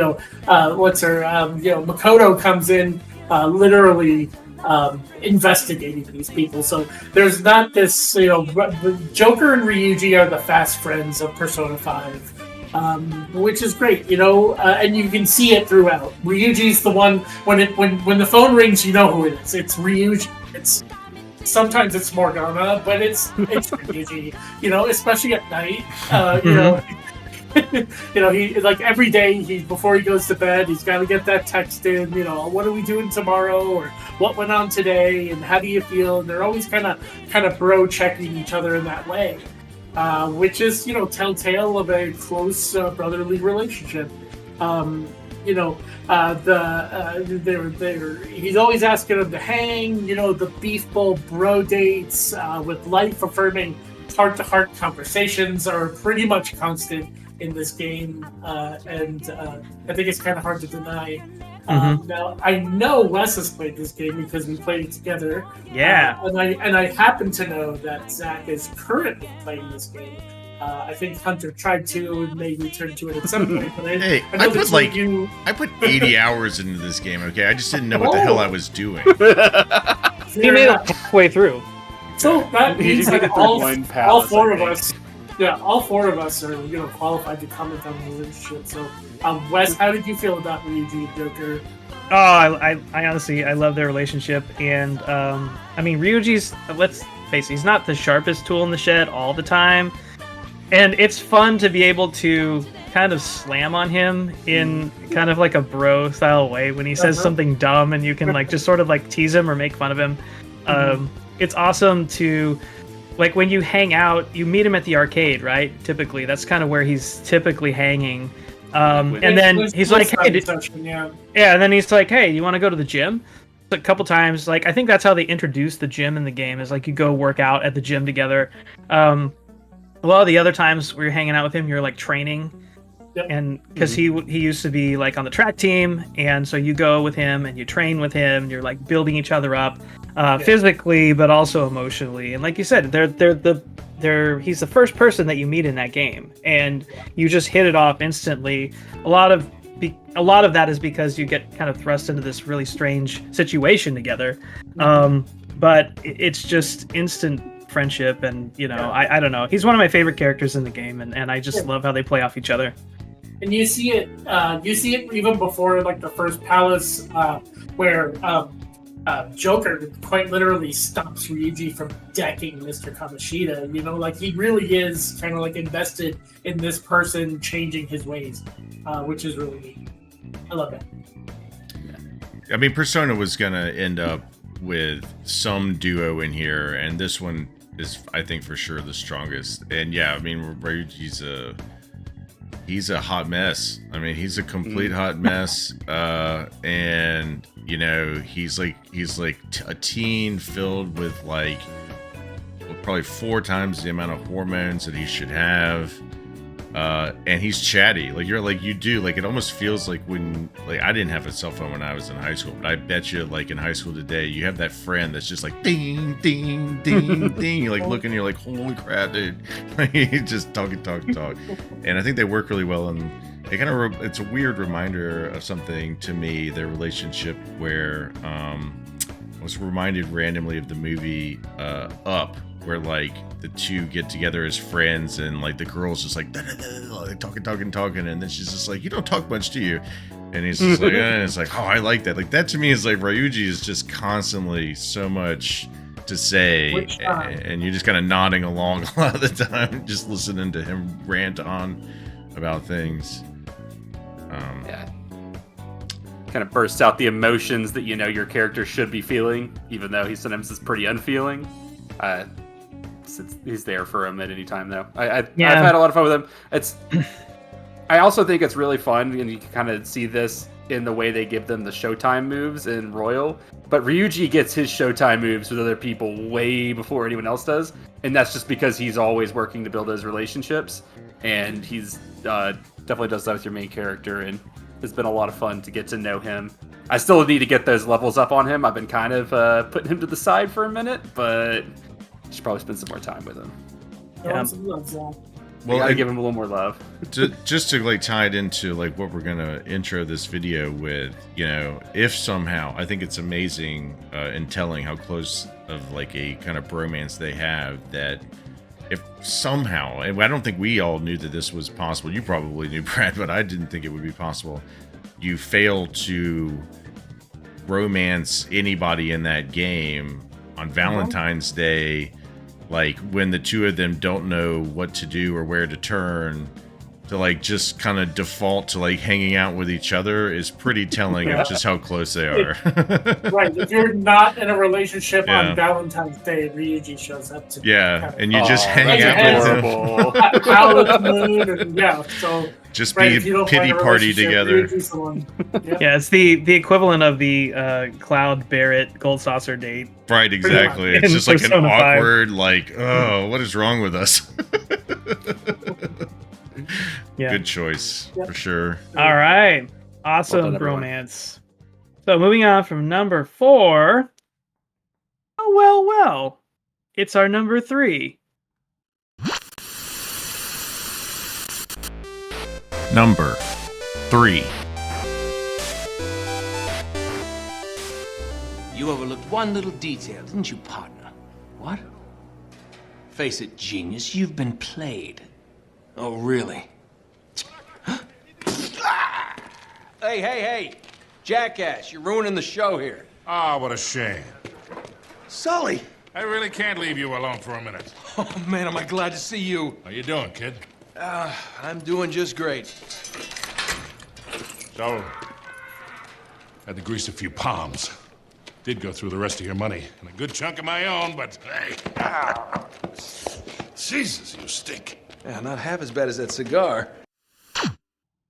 Nathan Drake and Victor Sullivan. An excellent bromance. Zach, talk to us about Drake and Sully. Drake and Sully are always poking at each other, prodding at each other. They're the best friends that are going to mess up each other's plans anytime they can. But they also get some really heartfelt, tender moments as they are working together. Sully finds Drake trying to steal from him as a kid and takes him under his wing and really treats him like how a big brother would, and kind of gets him used to gets him really knowledgeable about the kind of thieving business, and really helps him grow into the character that we know and love in the Uncharted series. He's helped him out in many ways, whether that's fighting with him or giving him instructions on what he needs to do, helping him with learning more about the history of a place if Drake doesn't know everything about it. He's just generally there for him, and he tries to warn him against things that he shouldn't get into, such as like relationships. Like with Elena at first, he kind of says you shouldn't be doing this, because it does throw off Drake for much of the first game. But he also comes back around and gives solid advice when he knows that Drake needs to be in a better spot or needs to do better, such as in his last words in Uncharted 3. He gives Drake his ring back and says, you need to fix things up with Elena. So he's there for him throughout the whole thing. And then Drake kind of comes in and helps Sully still kind of be young and be engaged, and really helps him to not shutter himself in, which I feel like if Drake wasn't there to drag Sully along with all these adventures, then Sully would either get himself thrown in jail or would probably have just retired Murdered. at this point. Yeah, there's a lot of things that could have happened to him if Drake wasn't there for him. But their relationship is really telling. Like, seriously, they poke and prod at each other constantly. They always have fun jokes to say, and they've been a lasting impression on the gaming community for how two friends can really take each other and make each other better people, as well as just get a good job done on stealing some stuff. I know this is one of Hunter's favorite games, so I'll let him throw some stuff in. It's Drake and Sully is it's kind of in line with, you know, like even like Sonic and Tails and some of the other ones on this list, where I doubt there's really anybody out there that needs like it explained to them why these two are close. I mean, almost everybody's probably played or experienced these games on some level and know exactly what the relationships are. The only caveat I would say to this choice, and I'm not saying it doesn't belong here, because I mean, I put it in my ranking. I think this is one of the biggest. Right. I mean, for sure, the argument is there that Sully is more of a father figure than a bromance figure, and he even says as much. I think in it's either the second or third game where he like says like I never had a son of my own. Like he speaks to him as though it's like he's raised him. But that doesn't. I think that truth of the being a father figure, if you did a like top 10 father figures, if we ever did that down the road, like he belongs. He'd be there too. He belongs on that list, but it doesn't take away from the fact that most of the time you're playing, they're just buds. Like they're cracking jokes with each other. They're protecting each other. They're talking about how cool what they're finding is. They're like there are moments of father figure stuff, but there's definitely I think even more moments of them just pun intended, being as thick as thieves. And like I said, some you don't really have to explain. Banter in video games, without question, belongs to the Uncharted series. The best what? So I said some of the best banter in video games. Oh, it's so good. Generally belongs to and how it changes in different playthroughs depending on what goes on, and the weird things you can think to do in Uncharted, and then it's like there's a dialogue for that. Like they thought you might do that, and a lot of that is between. They do the best job of that of any studio, of just the as you're playing, running conversation kind of thing that's happening between characters, and there's a lot. I mean, that's the thing too, is that there are characters that kind of pop in and out of the Uncharted series at times, but first to last, Sully is at the beginning and at the end of those games. I mean, he is a constant friend, and kind of partner, along for the ride with you on all of the adventures. You can't imagine those games without the two of them together. It would be missing so much without Sully being a friend there and father figure. No, they just go together. You can't have Nathan Drake without Sully. No, it's so good. I mean, you could probably get rid of most other characters in that game besides maybe Elena, but there's no way you're getting rid of Sully in those games. Well, and I think having a strong companion character is just a key aspect of any Uncharted game. I mean, even Naughty Dog games in general. Yeah. Well, yeah, that's true. But even Lost Legacy, which was also it was a proposed bromance for the list. It didn't make the final cut, but I mean, spoiler if you didn't alert. have that if you didn't have that dynamic, if you didn't have that dynamic between those two characters, I mean, it just wouldn't be the same game. So yeah. Anyway, belongs here. I love it. Yeah, no, it absolutely belongs here. Okay, well, moving in to number 2. Number 2. Otacon. Try to get as many hostages out as you can. It's a short flight to the shore, so don't worry about overloading the Kamov.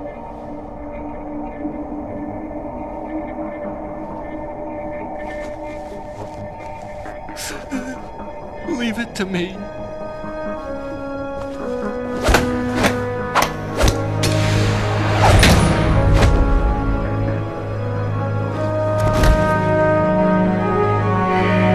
I repeat, personnel in the upper levels, head for the evacuation area immediately. We have Solid Snake and Otacon from the Metal Gear Solid series.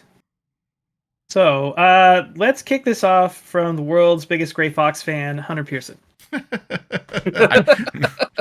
I'm not sure that's true. I do love Gray Fox. I wasn't even going to bring up Gray Fox. Now you just want to make me talk about him.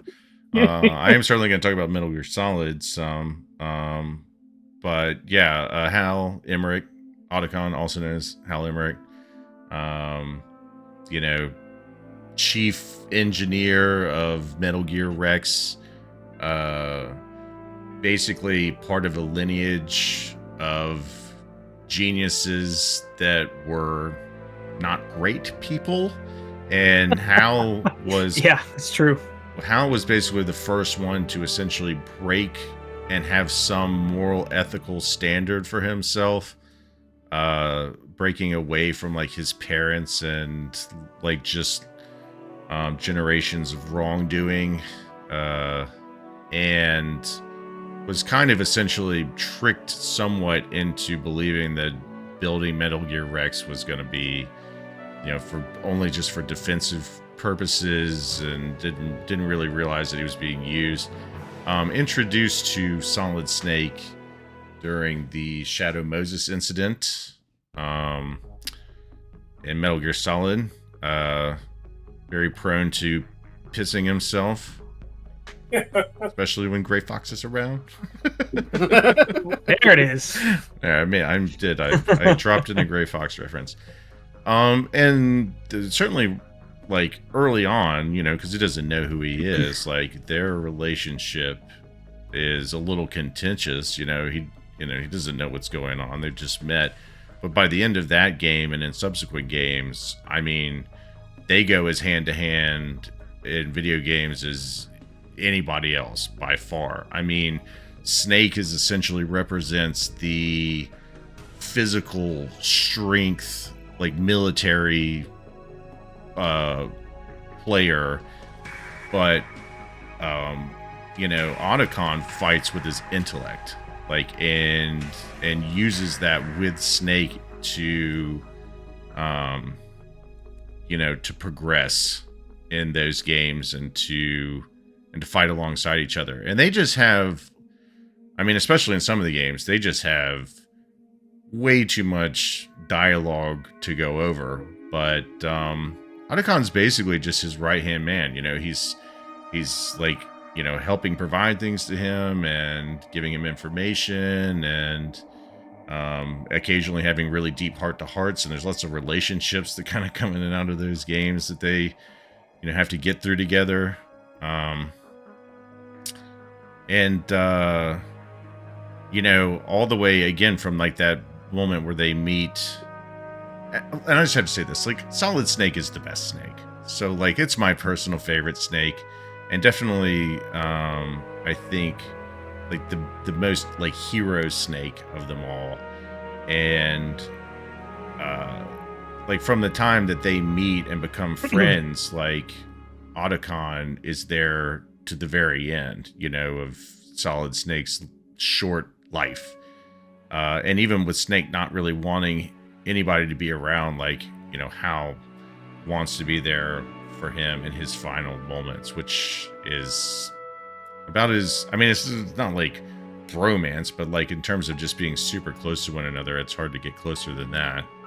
And they have, and it's going to be shown before this, because there's definitely no way that I was going to put any other clip than this one to lead into this one.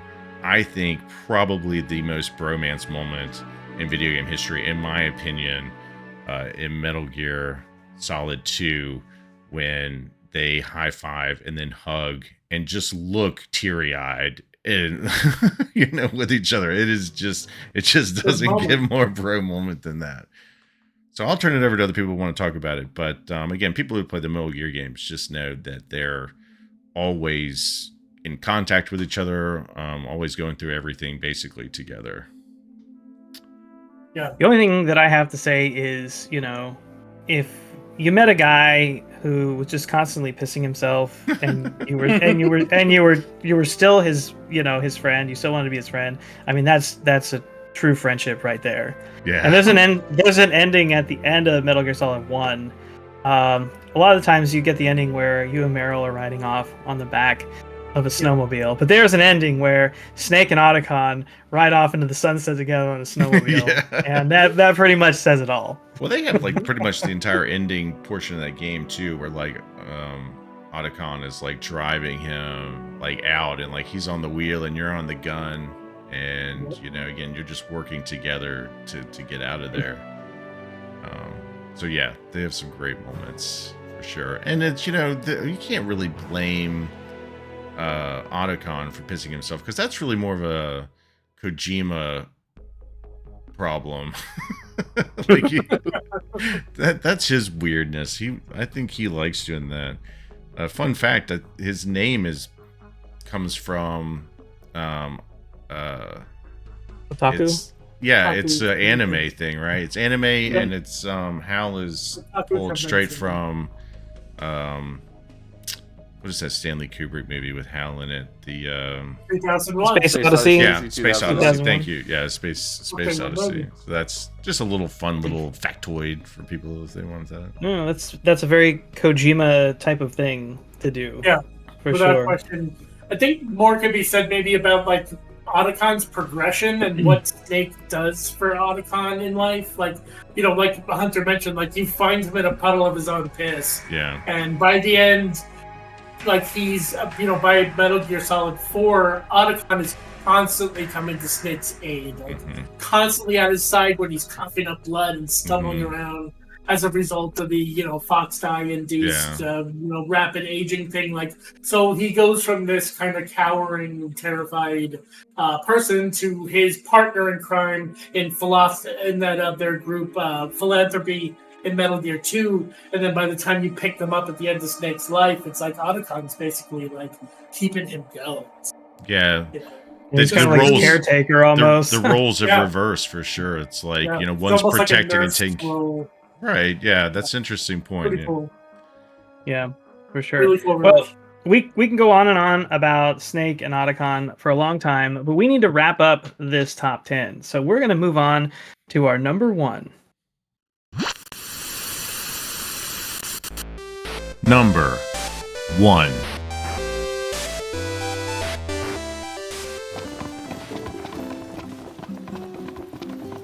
Welcome to Golden Key. Wow, this place is so romantic. Then you get to enjoy it with us. All 3 of us. You are a lucky man.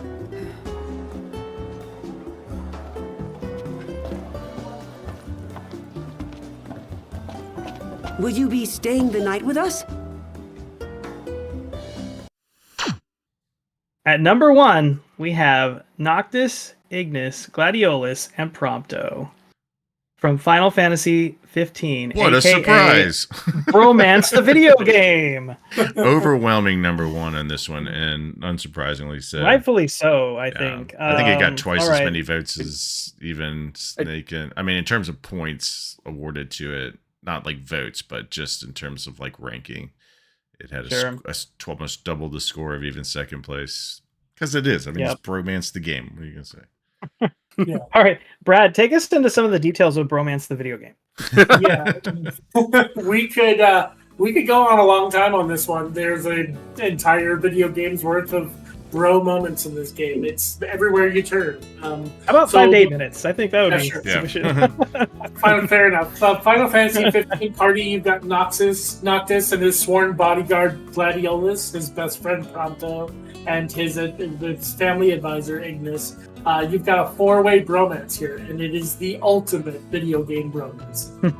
Like this absolutely belongs in our number 1 slot. There's a reason it's here. There's a reason why we're calling this bromance the game. Prompto with his quips and constantly trying to keep Noctis happy, trying to kind of pull him aside for a photograph, or he kind of introduces the kind of like he's the custodian of Noctis's mental health, right? He's constantly trying to make light of the situation. And then Gladio with his firm insistence that Noctis stay strong and vigilant. He's constantly kind of trying to keep Noctis strong, keep Noctis focused, make sure that that he doesn't fall, that he remembers his training. And then Ignis with almost the fatherly, because he worked for Noctis's father, that overwatch. And he's feeding the crew. He's making sure Noctis is making informed decisions, kind of like an uncle, which is really neat. Look, right from the opening scene, we've got these 4 men in a huddle protecting themselves from, the flames of Ifrits. Like right off the bat, we see that these men are willing to die for Noctis, and and it doesn't let up. It never lets up from that moment on. From cruising around in the car, it's like the whole game's kind of like an on the road, like a road trip bachelor party type of situation, which like really opens you up for these moments. Stopping at roadside stores and diners, and having conversations over roadside meals, taking pictures on the everywhere you stop, which is neat. Especially right at the credits, right when the credits roll and you see all the photos you've taken from the journey. Oh yeah, I forgot about that. That was a great gimmick. God. That was awesome. I love how they worked that in. That was so good. So, and then the special, the tear jerker part where the final camp out, It's like you gotta. I don't know about you, but I mean that just tore me in half. Cruising around on Kokobos, battle banter, post-fight fist bumps and props, and right. It's a relationship that lasts the entire game, and I think it was summed up best by Ignis after he lost his eyesight. And at that point, the group is kind of starting to fall apart a little. They've been tested, and they're kind of frustrated. And it takes Ignis losing his vision. And I'm going to quote him here. Gladio is the first one to break the silence and asks him, like, "Are you okay?" And he responds, and I'm going to quote him here: "It bloody well isn't, and I won't suffer this pointless bickering in silence any longer. Let's be frank. My vision hasn't improved, and it probably won't. Yet, in spite of this, I would remain with you all till the very end." And make us cry. That just sums up this relationship. And that's all I have to say about it. That was awesome, Brad. That was great. Well done. I mean, you summarize it pretty amazingly well. I just remember the opening of the game with the cover. I mean, the whole opening where you're pushing the car, right?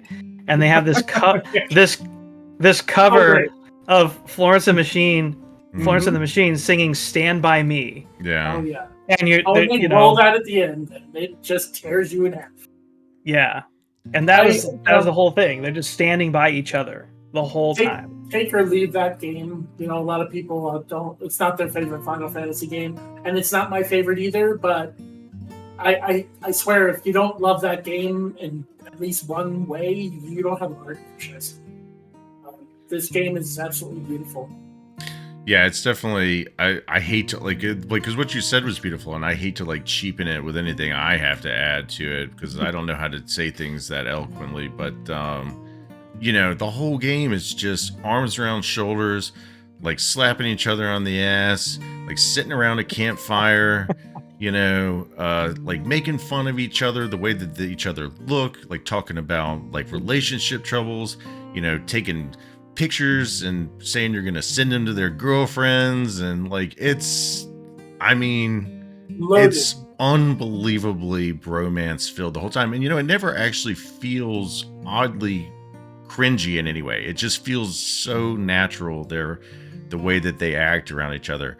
And another fun fact, there's we don't even know what intro video led into this because we haven't been able to pick one yet because there's too much to choose from. So we don't even know what introed this. We have an idea of what it might be, but we were we don't know which one to go with. So it'll be, one of a few options, but it could have been any. I mean, when I was looking up things, there's hours of just footage of them sitting around campfires and trailers and hotels playing cards and outside in cafes, and it's almost like its own ASMR just watching them chill with each other in the background. Cruising around in the car is so relaxing. I'm not kidding. You can listen to music and watch 10 hours of them just driving around on the car on YouTube, and it's not bad. It's not a bad background thing to have going on if you're just working or doing something else. For sure. I mean, there's no other better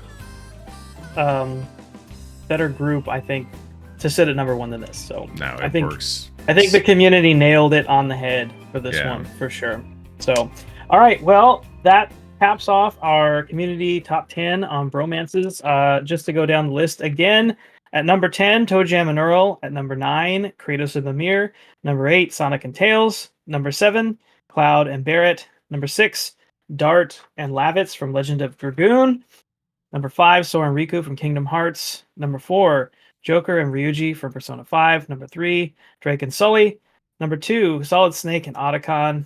And number 1, the Final Fantasy 15 Bros.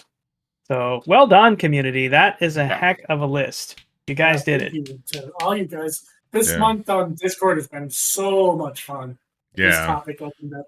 It's always fun to see people kind of chatting about it. And I just want the people to know out there that decide, not to hide their answers That's cool. I don't think we'd like. I like seeing both sides of that, and like just seeing people who want to like discuss it, and other people who just kind of want to come put their entries. And that whole space is really meant for people to just come in and have fun with these categories, and talk about their favorites and what they want to see there.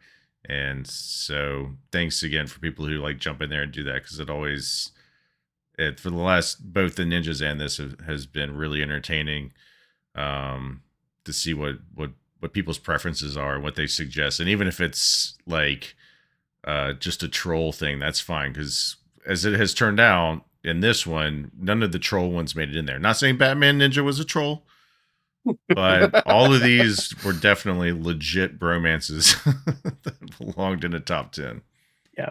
For sure. All right. So that being said, let's talk just briefly about next month and what we're going to be counting down next month. Hunter, would you mind telling everybody what we're going to be covering?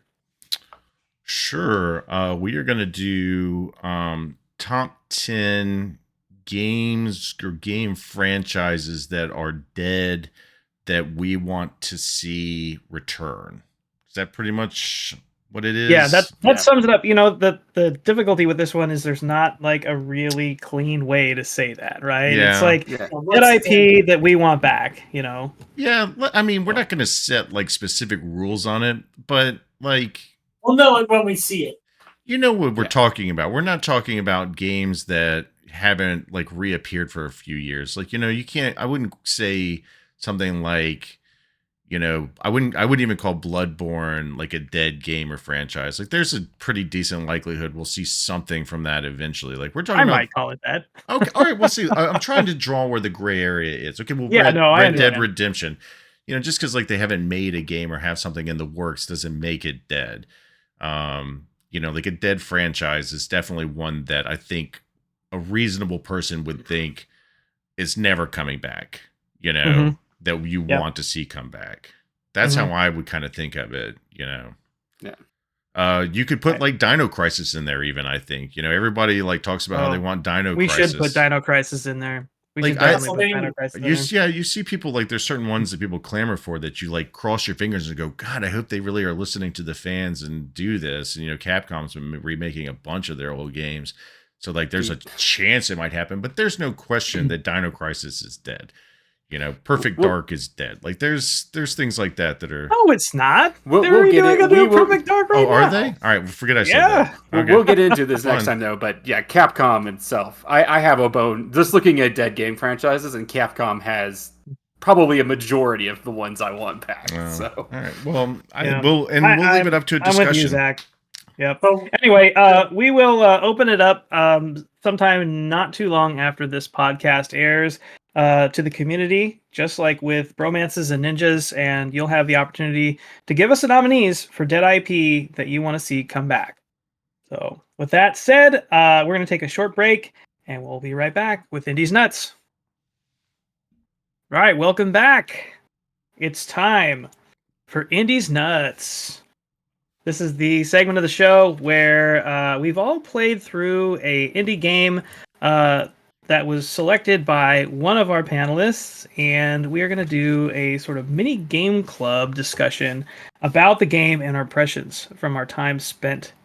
This month, we played Heaven's Vault, which was selected by Zach. It was developed by a studio called Inkle, created in Unity. This game is available on PC, PlayStation, and Switch. And it was released April 16th, 2019. MSRPs were about $25. So, Zach, being the member who brought the game to our attention, why don't you tee it up for us? Sure. So this game was at the top of my list of games I had set to play in my Steam. So that's the reason I picked it. Also seemed like it would be an interesting game to talk about. You are playing as Aaliyah, who is a researcher and kind of specializes in discovering ancient artifacts and understanding the language used, because the language has been changed throughout the history of this kind of world that you were set in.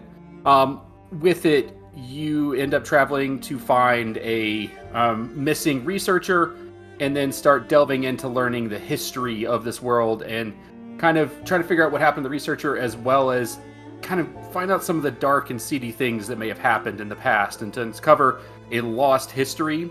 A big aspect of this game is trying to decipher or decode a language that has been entirely created for this game, which I think there are 800 unique words that they have in the game. Oh, geez, really? That many? Yeah. And as you're going through, you just kind of have to guess what you think something is. And as you are starting to formulate what the certain words are, it really helps you to build on everything you're finding and helps you to uncover this history a little bit better.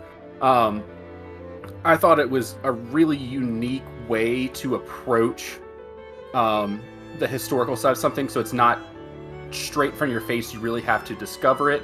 I also think that the language that they used and how they built it out was all kind of fitting together and made sense up to the point that I got in the game. So, like, you would notice certain things had a similar usage on each word that you would find. I think a good example that I found was there was a circle within another circle, which would represent, like, as a whole or as a loop, like something all together. Really unique way to get into this. I also really enjoyed the art style in this one. I thought that it was it felt very hand-drawn and was really, really pretty. It was hand-drawn. Yeah, it was hand-drawn. It was very, very, very pretty. All the different areas had a unique look to them. And it really helps to have a fun game to explore in. I will say, though, at least in my opinion, I think this game was a little bit... It was a short spurt at a time kind of game for me. I could not sit here and play it for a long period of time. It's almost like reading a book, which it really is. It's just really, it really was playing through. It basically is more or less a visual novel. Yeah. In a lot of ways. Yeah. Yeah. So this you talked about exploring a world, but it was actually kind of you're exploring like a nebula or a galaxy, right? So it's almost like you're in outer space. Going from moons and different planets around. I only ran into moons. Were there planets? Everything got described as a moon to me. It's like everything's a moon. Like, where are the planets around here? I think that they are. We're all considered moons, but I think the bigger areas, so Iox, Elbarath, those sorts of places were more considered, I guess, like planets or just larger moons. What are we calling them? Big? They didn't look big to us, but they did state that these were larger. So they're areas. supposed to be big areas, right? Yeah. Okay. So you're walking around these areas. It's very adventure game like, right? So you're just kind of the areas are 3D modeled and you are kind of like walking through, but everything is just interacting. Like a prompt will come up as you get close to something, or something you switch the camera over and you see something.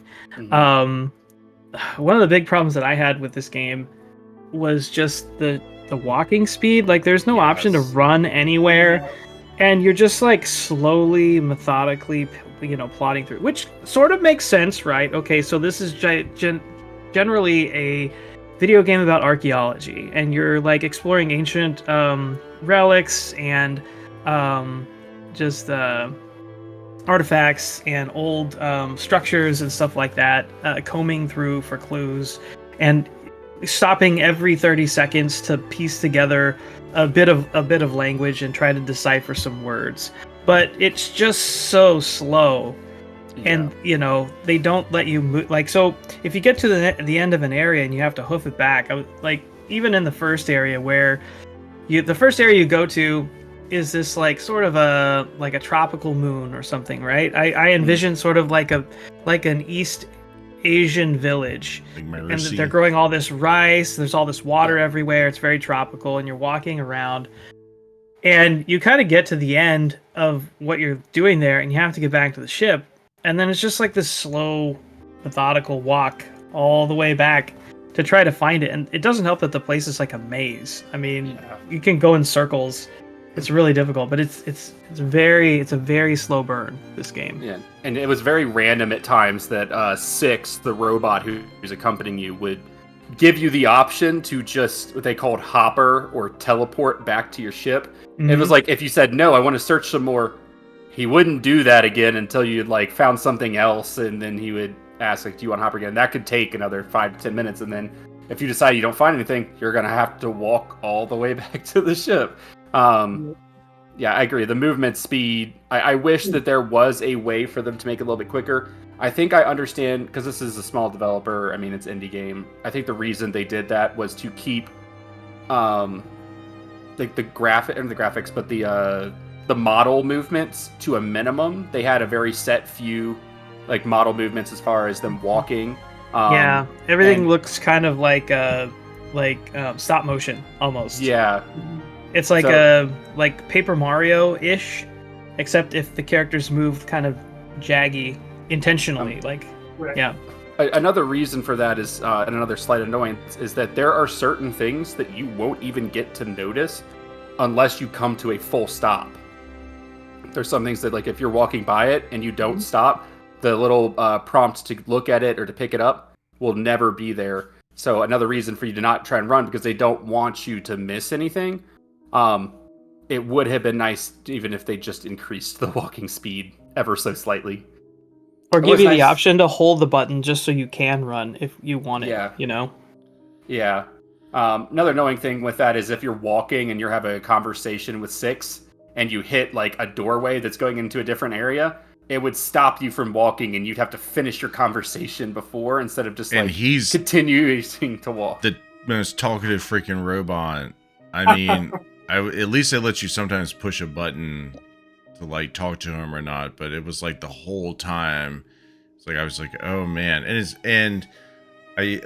Talking is doing a lot of heavy lifting, because he wasn't talking, he was making words pop over his head that you then had to read in a very specific amount of time before they would disappear, and that was very challenging for me. Even you could slow the dialogue up or down with how fast the dialogue showed up and disappeared. And it's not as though I cannot read, but especially a game that's like very dialogue heavy with like a lot of reading like that, I really need to be able to do it at my own pace, and I could not in this game do it at my own pace, because it's not even just reading. Like, I can read all the words in order flawlessly, and my brain will not have paid attention to any of it. Like, it just will tune out. And like a lot of times in games, like one of the things I love about Baldur's Gate right now is that when other people are having dialogue, or I am, and it's like going quickly and I'm feeling overwhelmed by that, I can just straight up press a button and it gives me the entire dialogue history, like start to finish, of what people said. I'm like, oh, I can go back and read through this and not have to worry about having, not been comprehending what was being written at the time. But this game, there's really not that. So I just got to the point where I was like, I don't even know what at one point I was like, thought I was looking for two different people, because sometimes they would use the guy's first name and then sometimes they would use his last name, and it was like 2 hours in the game before I realized that they were the same person. Janiki Renba, and sometimes they call him Janiki, and sometimes they just refer to him as Renba. Yeah.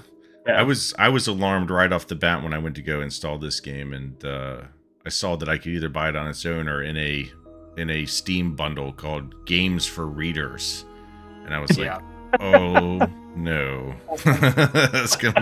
this is gonna be rough. And I was like you, I had to take a lot of breaks. There was one time it cracked me up, and this is like talking about a whole nother part of the game, because to me, like, one of the only parts of this game that felt like actual gameplay to me was when you were like flying the ship around. The ship, yeah. You're like flying the Nightingale, the name of the ship, through the like rivers, nebulas, and it's like you're like on cloud rivers. But I was so exhausted one time that I didn't even mean to. I just straight up dozed off, like while I was flying, and I was just like in my chair with my controller, like asleep. And when I woke up, I was there. Like, I didn't need to control any of that. And I tried to deliberately run into rocks, and I couldn't. I tried to fly the ship off the river, and I couldn't. Like, there really wasn't any like obstacle. Like, they put fake obstacles, but like, I don't know. It gives you like a false sense of control for steering the ship, but yeah. that felt like that was an afterthought. They're like, oh, we gotta have something else in here that's gameplay wise, but it did. I don't think that translated well. I think I was talking with Dan, our friend Dan, about this a little bit, and he was saying that one of the nicest things was when he was able to let 6 take over the ship, because then you can just skip straight to where you need to go. If you've been there before. I must not have made it that far. I don't because did that. Yeah, if you're going somewhere that you have been before, or if you're like going back to an area that you've been part of the way, you can tell 6 to take over, and he will take you to where you've gotten to that's not been explored, or straight to the place, and he can help you skip it. Like if you go down when you wake up, when you come back to the ship and you're in the like bottom hull area, there's the bed, or the bed, whatever bed. You can say, I'm gonna rest, and he will just take you straight there, or you can do it while you're flying. Gotcha. So there are ways to skip through that, but it felt tedious for the most part to have to fly around. It almost would have just made more sense to, especially because one of the big things as you're getting into is you realize that there is this hopper network that goes between all of these worlds for the most part, and you could pretty much just like the part of the history is that people were teleporting back and forth between worlds, and it just kind of was how they were getting around. I just wanted to crash into a fucking rock. Like, I wanted to crash into a rock. Like, it's a video game. If you put a rock in my way on what's clearly like the path, and you're like, fly around this, I think you're then obligated as a developer to let somebody crash into it. You know, like I think the first time I did, they did say something about we're gonna have to get the ship. Like first time I accidentally hit one, it did say something about we're gonna have to get the ship looked at next time we dock. But then it never said anything again, and it just moved me around them. So Brad, I think you had something that you wanted to share. Why don't you jump in on this?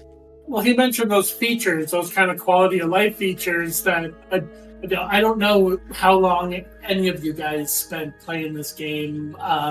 My love for adventure games allowed me to get through about 10 hours of this game in maybe 3 or 4 sessions.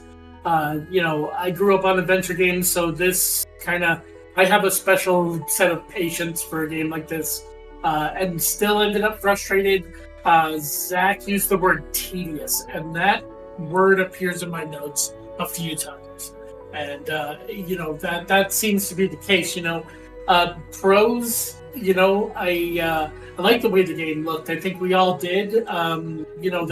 I think it was lacking in some animation and stuff. Things got kind of choppy in places. Like as Zach said, certain options weren't even available if you didn't kind of have the whole like position of the screen like swung around to a certain direction, or there was a lot of clipping going on. I mean, you can kind of go up and down on the cons in the game. A lot of backtracking. It's been mentioned a ton of times, like how slow the movement is. Pardon me. So, parts of this game really did feel like unfinished and certainly unpolished. You can miss things. If you blink, or if you move the wrong way, you can easily miss things. I found the ship sections kind of tedious. That's the word I used. Kind of lengthy at times and kind of annoying, if you ask me. But there were other really cool things. I think this game is very ambitious. With essentially creating its own language. That's a very ambitious way to go about things, and a very interesting mechanic and how to tell a story. And again, I'm sure we all played it for random number of hours, and I'm certain that all of us didn't get up to the same things either. Well, it was supposed to be a little bit of like choose your adventure type thing. I don't think everybody that's what was I'm supposed to talking experience about. the same things. Right, that's what I think is neat about it. Like that they designed it in a way that we could all kind of stumble into it, in whatever way we want to. Kind of cool too how they, when you finally start to figure out maybe some of the words you've guessed wrong and things, it makes sense. It's like you have to consider sometimes where you're finding these words. Like in context, so there's always kind of this there's always clues around that you could kind of surmise what you're looking closer. So I think it was ambitious and designed. Like they had great ideas for this game. I just think maybe they just couldn't execute it. You know. So one of my favorite concepts that they had in this game, which I think is actually interesting to talk about because we had Hunter's news article about save scumming earlier, is that the choices you make in this game have consequences, and there is no way to go back and alter them. It will autosave after you make any choice, and you are forced to live with that choice. An interesting example of that is when you were on Elbarath, the main protagonist's home world where she came from. One of the things they have is a laborer market where people can go and buy laborers for jobs that they need. And as you go and talk to this lady, she's kind of rude, but there is a laborer who got hurt by doing a job for Jinba, and you can hire him to tell you where that happened so you can go to the dig site. If you say no, that you don't want to spend the money on the laborer, or you give her bad offers on buying the guy, she will eventually say, no, I'm not going to talk to you, or I'm not going to sell you this guy anymore. So you're kind of a little SOL there, but then you end up finding other ways to figure out the same thing. So the actions you make have consequences, and it really felt unique in that way that you really have to live with every single choice you make, and that's going to really create a different game for each playthrough. The drawing of that guy's arm. I didn't see the guy. I never got to see the guy. Oh, well, you'll see it in the clip. I'll put it in the clip because he came with me and he tried to steal my ship, and yeah, his arm was just drawn bent, basically like straight back in the most unnatural way. Like it was very off. Like, ugh. I have a question because I think all of you got much farther in this game than I did. I only played this game for about 2 hours, and then I watched another, let's say, close to 2 hours of somebody else's playthrough that went farther than I did. Is anybody in this game like nice? Yeah. I feel like every single person that you talk to is just antagonistic, and even the relationship between the robot protagonist and Six the robot is just super contentious, and they're just always just like poking at each other. Yeah. And it's just really noticeable. There's one person I can think of, and well, I guess two. There's Huang at the university, but he doesn't do much. He's just kind of a follower. He's like in love with her or something, right? Yeah, so he's just kind of pushovery. But it's the bartender down at God's feet. He was honest, nice, straightforward, and kept serving you as many drinks as you wanted. So he was your nice guy. But even but yeah, no, I agree. I had to. The one thing I'm going to say about this game, because it's going to kind of dovetail off of that, is that in that same area there was like one person who, like, it seemed like you had some kind of a positive relationship in the past, but now she didn't like you at all, and it was like somebody who had like Roy? You had brought robot parts to or something, and but she didn't really want to have much to do with me. But she had this gong outside her door, and I hit that gong like 50 times. I just wanted to see if I hit it. Like, kept hitting it, and she's like, "Go away!" And I'm like, "Boom!" You're doing the Ratatasker gong from God of War. You just keep hitting it over and over until he yells at you. I wanted to make sure that I just wanted to make sure I was getting enough footage of this game to, like, represent things that y'all are saying now. But I really felt like I had to find ways to entertain myself in it in very Hunter type ways, because I couldn't just read it and play along with the story. So I kind of made it my goal to do two things. I tried to make the most absurd sentences I could think of. So, like, you're putting together these sentences and guessing words, but it really, like, is... You can pick a lot of different options. Like, I think I wrote one sentence that was like, you, yours, goddess, table, knows, water, or something. And I would just read that sentence, like, proud of myself, going, and then she'd be like, I don't think that's it. And I'm like, no shit. I liked such a Hunter way to go about things. I liked amusing myself in that way. And then that's awesome. There were a couple of sections. It sounds like you missed, Zach, but like, if you'd get the broken arm dude to take you to one place where this missing roboticist had like uncovered like a dig site, and it's like, you know, the game wants you to think it's like super dangerous, right? It's like, don't go across that, like the robot's like, don't cross that board. And I was like, it is my goal to get myself killed in this game. I'm going to try my damn hard. And I was like, every decision, I was like, I know it's not going to happen. And then something happened and it pissed me off because I went across this plank that the robot was like, that plank isn't sturdy, you're going to fall, you know? And I walk across the plank breaks, and I'm like, am I going to die? About to die? I fall like 10 feet down, and a health bar appeared. And like it like went down like to like 20%, and then it just stopped. And I was like, no game. No, you don't get to have a health bar that isn't real. You don't get a fake health bar. And then it went back up like immediately. I was like, I brushed myself off and I'm like, I'm fine. I'm like, of course you're fine. Like, there's no danger. There was no danger. Like, even in Choose Your Own Adventure, like if you grew up like reading Choose Your Own Adventure books, like it was hard to get through those things because you'd like 2 pages in, they'd be like, and you die, the end. Dead ends everywhere. I just wanted that to happen. I wanted to have some kind of like closure to playing the game, knowing there was no chance that I was going to have the energy to make it. And she died, and the mystery was never revealed. It's fine with me. I will say that I got about 10 hours in. I think, Brad, you probably got a similar place that I did then. The story, the kind of backstory of the kingdom is very interesting. There's a lot of intricate stuff going on that, like, you're piecing together. Like, I didn't have a whole idea of everything yet, but, like, it seemed like there were some really interesting things happening and just untold stories.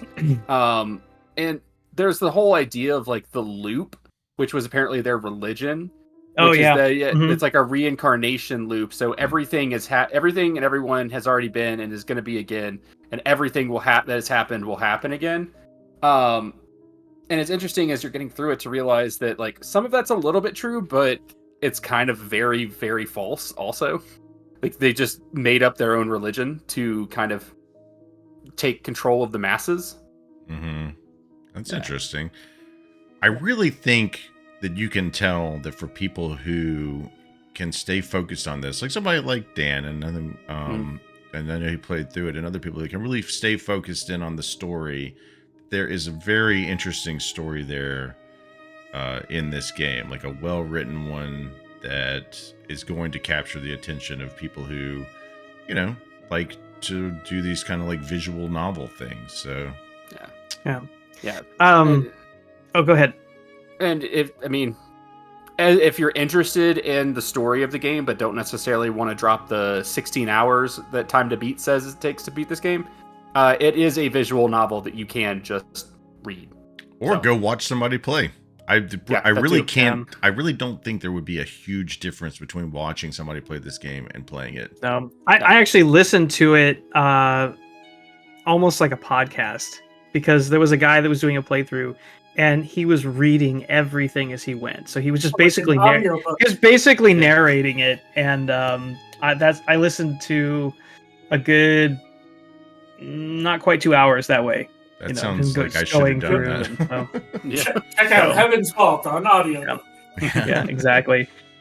So Hunter mentioned our friend Dan, and so Dan was kind enough to play along with us and played through the entirety of the game.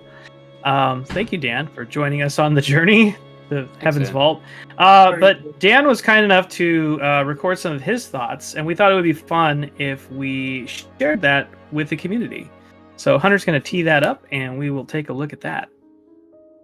All right, so talking about Heaven's Vault, just in case there hasn't been an introduction, it is a text-based puzzle game, and it is literally a puzzle about text. It's actually kind of it's pretty fun, and it's essentially a language translation game. And as someone who's like done a little bit of studies for my professional life in language and then operating cross-culturally in a different language, I found it super interesting to, kind of deal with like what it would look like to turn translation work into a game. What was interesting is a lot of the text that you're trying to translate is not based on a Romanic alphabet, so it's all totally foreign characters, but there's enough repetition that you kind of begin to see like some patterns and you kind of can pick it out. And I would guess that the character limit's actually fairly limited to make it so you're not trying to identify like 26 different letters. But I found it really interesting, really intriguing. There were some limitations, obviously, when you're turning translating a language, especially an ancient language, into a game. You're gonna have to simplify it. So culture plays a big role in game, and they kind of took that element, culture plays a big role in language, and they took that kind of part out of it.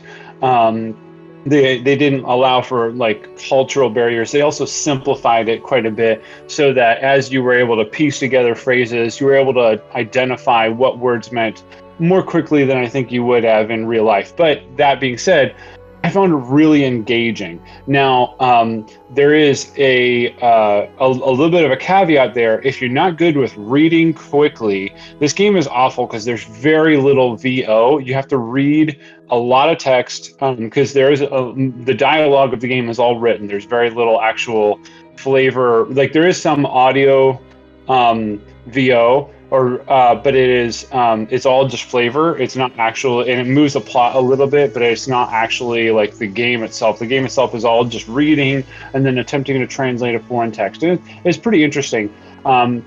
There is another aspect of the game where you're flying a ship that your character has the ship that you're flying from place to place in this nebula as you and your character is an archaeologist that's attempting to uncover and translate this ancient text. The flying through the nebula is actually pretty interesting. It's simple, fairly two-dimensional controls. And then after you've been somewhere, there's a robot companion with you, and you can just simply hand controls over to the robot companion, and you don't actually have to do the flying. And it just kind of is like, oh, I'm taking over. Your character takes a nap, and then you arrive at the destination. So it becomes something more of a fast travel. But you can also just fly. So it's pretty interesting. Right off the bat, they kick off the game with introducing a mystery. You're sent out to find out what happened to this other character, a roboticist, and to find out what happened. And that hooks you into a deeper story with what happened in ancient times and how that's impacting the nebula as a whole right now. And as you translate the language, you're able, like the ancient language, you're able to understand more of what's happening throughout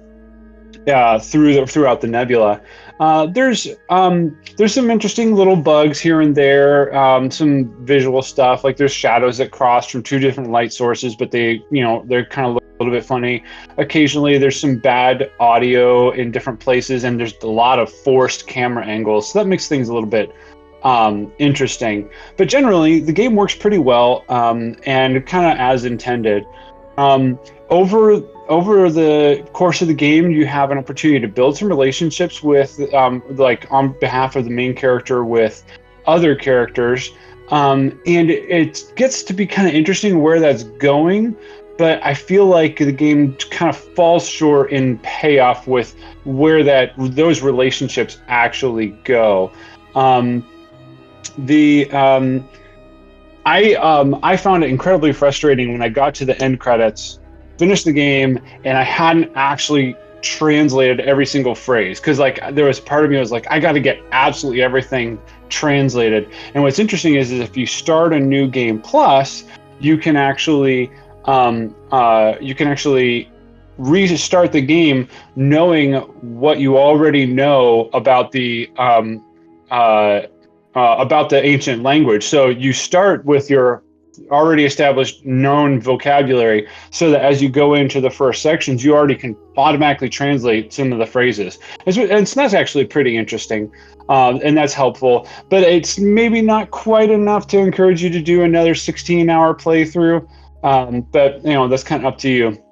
I will see, after having watched Hunter play for a little bit, he pointed out that game is really hard for someone who doesn't enjoy reading or has difficulty reading, and that's a big obstacle, I think, to like accessibility sorts of things, especially for someone with like ADHD or something like that. And so there's some issues there, so. Kind of spoiler warning for the ending. I was actually pretty disappointed with the ending because it really comes down to a very binary choice. Do you choose to leave the nebula on this rocket ship that the ancients arrived on, it seems, or do you destroy the rocket ship in order to allow the nebula to flourish and all the other people that you're with? And I felt like that was a pretty cheap binary decision. But yeah, overall, in the end, the game has a really creative concept. I really applaud the effort to turn translation work and especially translating ancient language into a game. And I feel like they did a great job of doing that. But it's okay. I think in the end, my score for the game is like a 7.3. All right, thank you very much, Dan, for sharing your thoughts about the game and for playing through it with us. I'm actually really glad that Dan mentioned what happens at the ending because that means that I won't have to play it now to find out, because I will not be playing this game to its conclusion. I shuddered when he said New Game Plus. I was like, I don't think I could do that. No, it's too tiring. That said, I kind of like to bring this discussion about this indie game to a close, but I would also like to get your guys' thoughts about anything that Dan said. So, what I'm going to ask you guys to do real quick is to just summarize your thoughts on the game and anything that Dan said, and give us a score.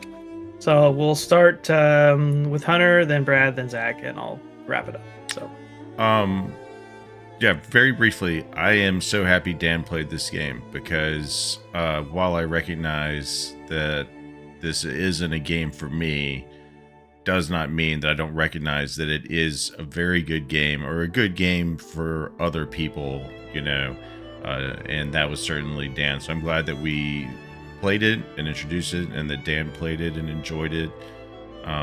Did you say we're giving a score now, or do you want to? Yeah, please. Okay. Yeah, go ahead. With that in mind, I think I am going to give it a 6, which is probably higher than what I would give it for myself personally.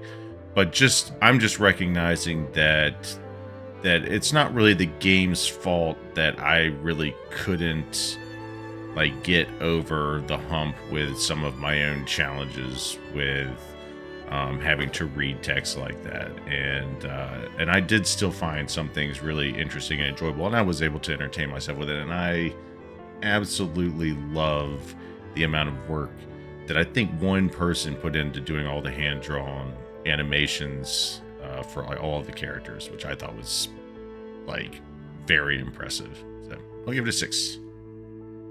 Okay, great, thanks. Brad, how about you? Oh, we lost Mike again. Uh-oh, your mic cut again.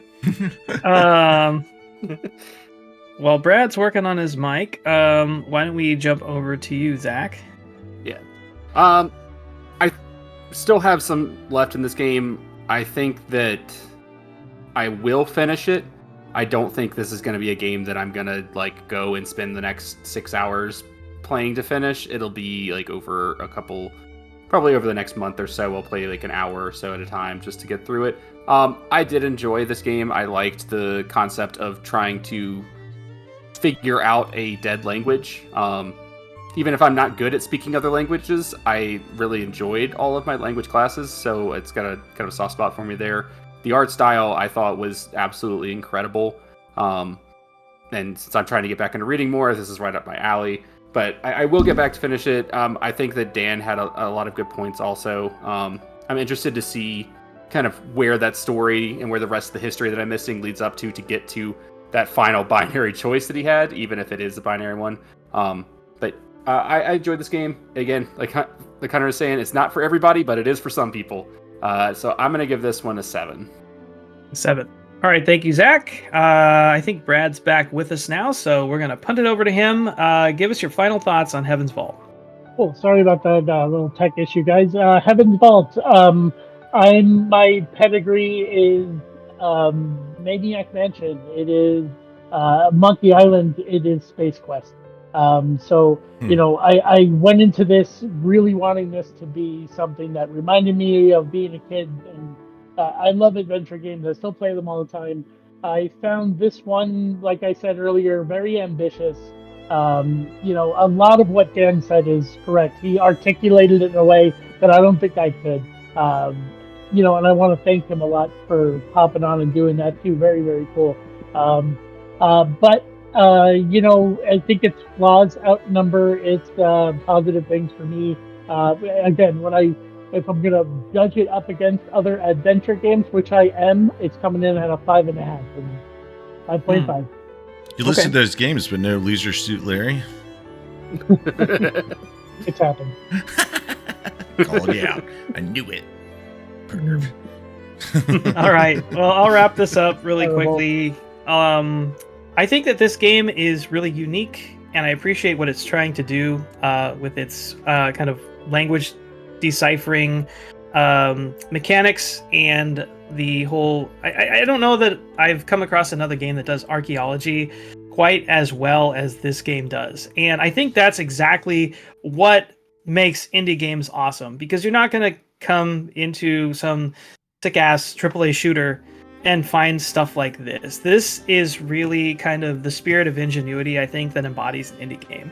And I think that is to be commended, and that's really awesome that this team put together this game in a way that it created something so wholly unique. That said, I think from a mechanic standpoint, the game is not fun to play. It's a slow burn. It's completely text heavy. There's not a lot of actual mechanics that require you to do anything. Like Hunter was saying, the ship kind of like flies itself. He fell asleep playing it. It just took him where he needed to go. And the fact that he did fall asleep while trying to play it. As a matter of fact, I almost fell asleep trying to play it as well. It's a bit of a snooze fest, and it's definitely for a specific type of player, but I don't think that player is me. So going into this game, I think you need to know exactly what you're getting into, and you need to be able to kind of sink into this thing and know that you're in for like a 16-hour visual novel style experience, where you're just going to be like reading a lot of text and trying to decipher words. And that's certainly something that some people will be interested in, but most people probably will not. That said, I think that the game does have some things going for it. I don't think it's a great game, but I think it's a unique game. So for me, it's a 6, I think. So, okay. So that brings us to the end of Indies Nuts, and we are rolling right in to Hype Off. It's time to get hyped! Hype off! Hype off! Do you want to, and I don't want to curtail the hype off, do you want to talk about what the next Indies Nuts game is at all? Yeah, thank you so much. All I right. appreciate that. No worries, because I'm curious. It's I'm not time sure. to get hyped for our next Indies Nuts game. Indies Nuts! Yeah, exactly. All right, so next month is Brad's choice. Brad, will you please let us know what you selected for Indies Nuts? Yeah, it's Greece. We're gonna play Greece. Wait, we're all gonna get covered up in Greece up in Seattle and play in it? That sounds weird, Brad. Love it. Look it up. It's spelled GRIS. It is a sight to behold. I don't want to give any of it away, really, but let's just say you start off in a world full of color, and that's all taken away, and you're on this mission to restore the world one color at a time.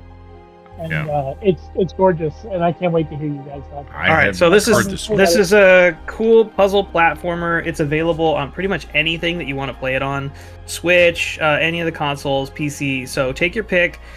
Make sure to pick up Greece. It's on sale pretty consistently. You can find it pretty cheaply at this point. Yeah. So play the game and jump in with us. And if you have comments, and maybe we can put you on Indies Nuts segment, just like we did with Dan. So let us know. We'd love to do it. So okay, back to Hype Off. Hype Off. All right, Hype Off is the segment of the show where we take a look into the future at the release calendar for the following month. We each bring a game that we are hyped for and kind of introduce it, and then we rate the game on what we think the Metascore or cumulative review score will be. And then the following month, we'll come back and review that and see who was right and who was wrong, who was the most right or closest. And there may be some consequences that come into play at this point with who wins and loses. Yeah, but let's start with Brad. Brad, what are you bringing to Hype Off? For the month, I am bringing Sea of Stars. Great pick. This game was designed by Sabotage Studios, the same maniacs responsible for The Messenger. This is coming out on 29th, so 2 days from today. It is coming out for Xbox Series S and X, PlayStation 4 and 5, Nintendo Switch, and PC. This is a obviously Chrono Trigger inspired JRPG set in the same universe as The Messenger, with beautiful sprite work and a banging soundtrack. Hell yes! Yasunori Mitsuda tracks, baby. Yep, I contributed to this Kickstarter campaign years ago, and I have been waiting with, I've been licking my chops for this game for a very long time. Anyway, I'm very, very excited for Sea of Stars. I have been for a number of years. I know the old school JRPG community psyched on it, and I hope my personal hype isn't steering me wrong with a 92 out of 100. Woo! Pretty high. Big boy rate in there. Yeah. All right, Zach, what are you going to give Sea of Stars? I am super stoked for this game. I'm thinking this is going to hit an 87. I think we're not going to hit that 90 range, but it's going to be really, really good. Well, I happen to think that you're wrong. I gave it a 91, and I am also exceptionally excited to play this game. So, I had 87 in my brain. Damn you, Zach. And you already set the precedent that we can't be the same score. So I'm going to... At least us two can't. We can't do it. They can if they want to. In honor of the late, great Bob Barker, I'm going to give it an 88 just to go one over you.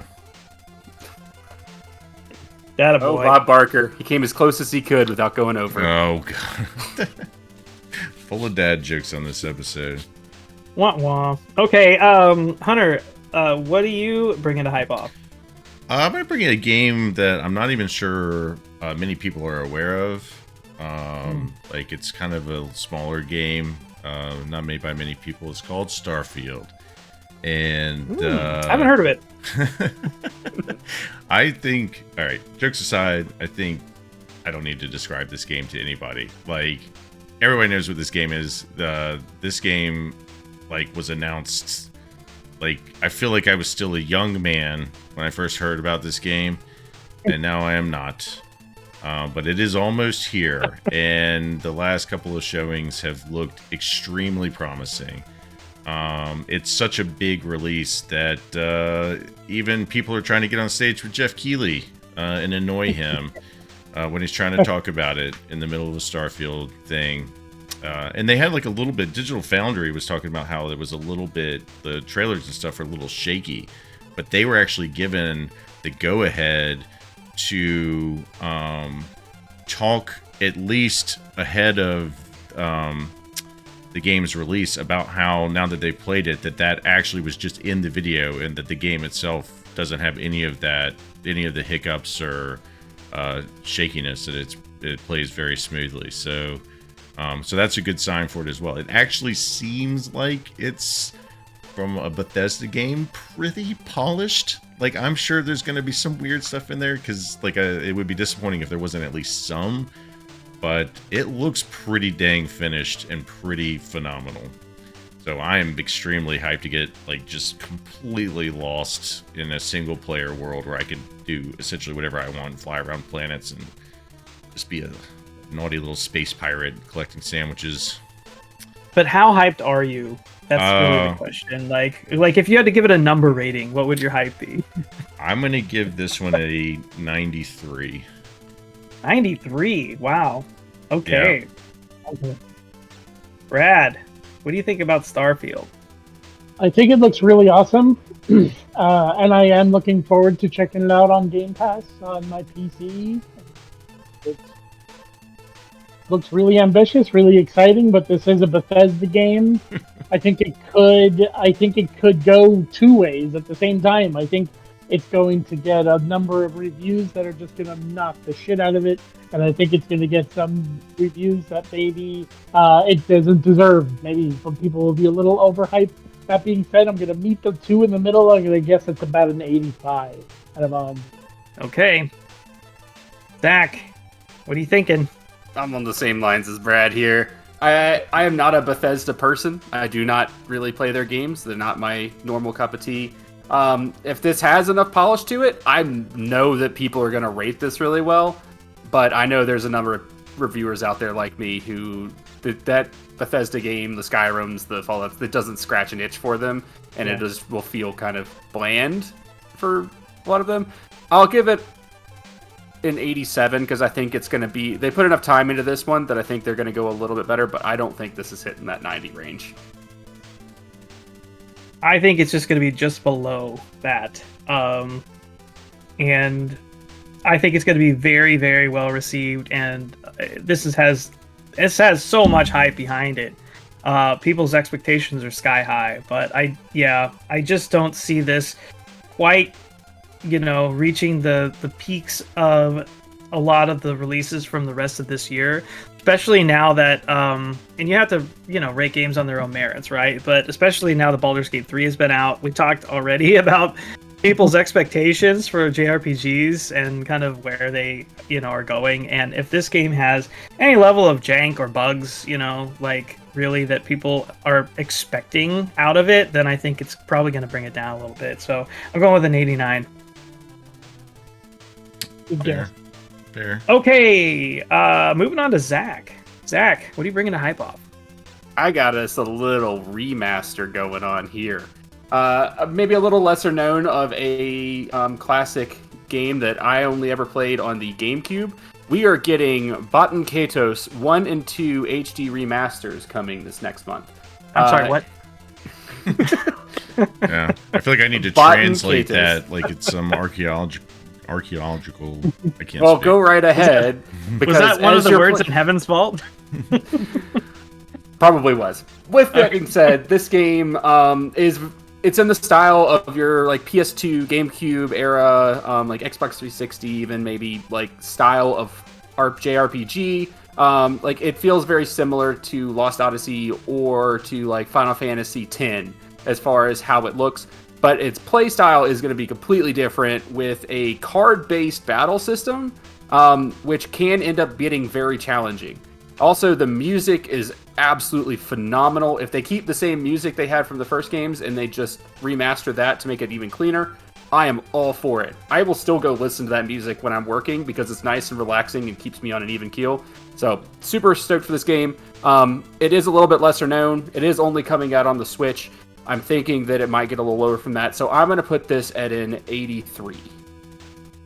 Okie dokie. I'm coming in at 85 on this one. I think that there's going to be a lot of love from old school JRPG fans, and the people that are going to review this game are the people probably that have nostalgia for this game, and I think it's going to push it up and kind of hold it up a little bit. This game, at least the first game I know, is exceptionally revered, and I think that that's going to hold a lot of water for a lot of reviewers. So, Hunter, what do you think? I know nothing about this. I mean, the most information I have on it has occurred in the last 5 minutes. I did actually, I guess, glance at it to try and capture footage of it, and all I could tell was that it was the most Zach thing I'd ever watched.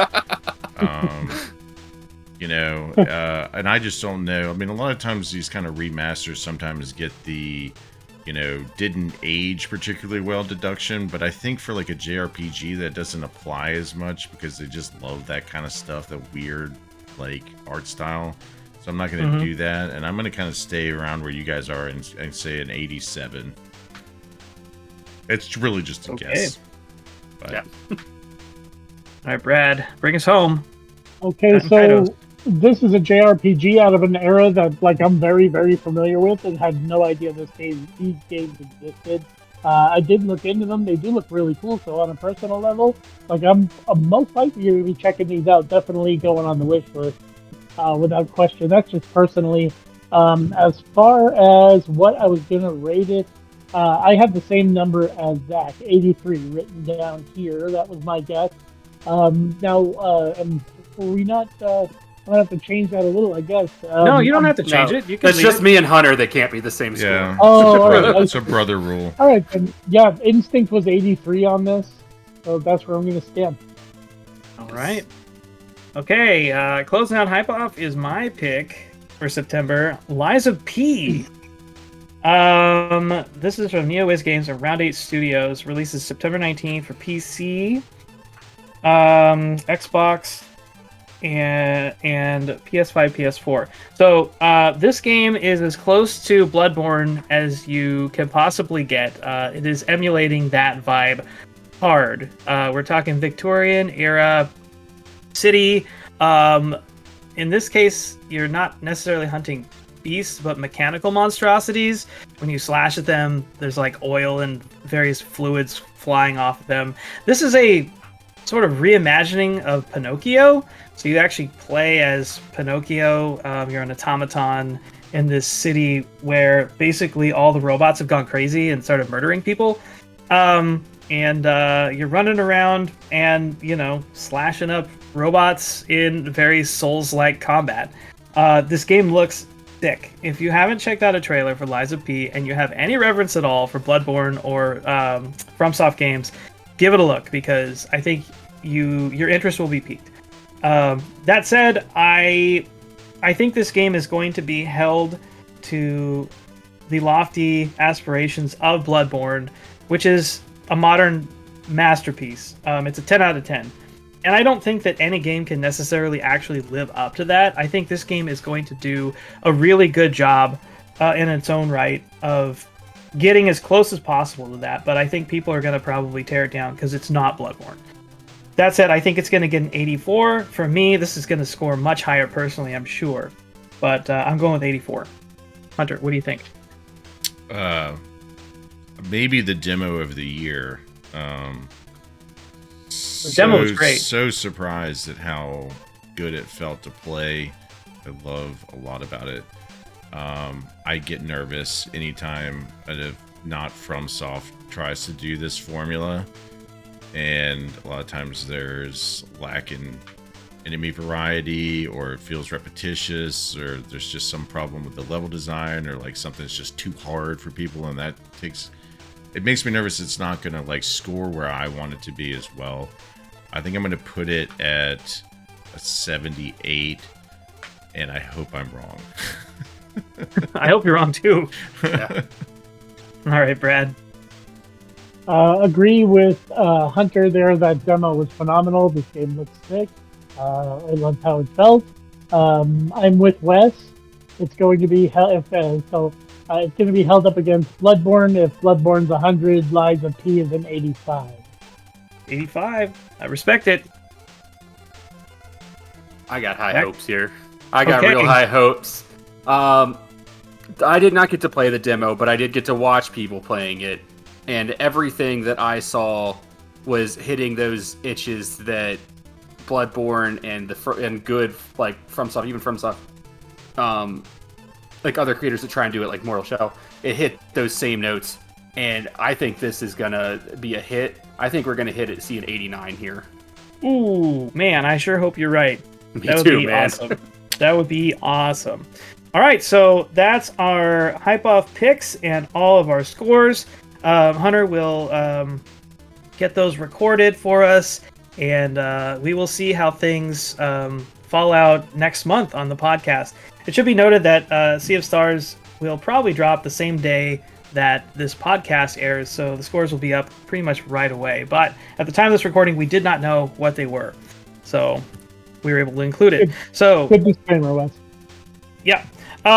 Jumping in to last month's Hype Offs, we had WrestleQuest, Baldur's Gate 3, 30XX, and Armored Core 6 I'm just going to run through this really quickly. I'm not going to give everybody's specific prediction, but I will give the actual score based on OpenCritic and who was the closest on each of those. So, for WrestleQuest, the actual score, unfortunately, 69. Nice. Ooh, nice. But, yeah, that game got came down quite a bit lower than I was really expecting, for sure. The closest score to that was Zach with an 81. Baldur's Gate 3 came in at 97. Zach nailed it on the head with a 97. It's a 96 now, but when the time we recorded this is when we agreed to stop where the scores was. It was a 97. I only say that because I'm not enjoying Zach being so right about these. All right. Well, thank you for noting that, Hunter. 30XX exceeding our expectations quite a bit, coming in at 85. The closest to that, again, was Zach with a 78.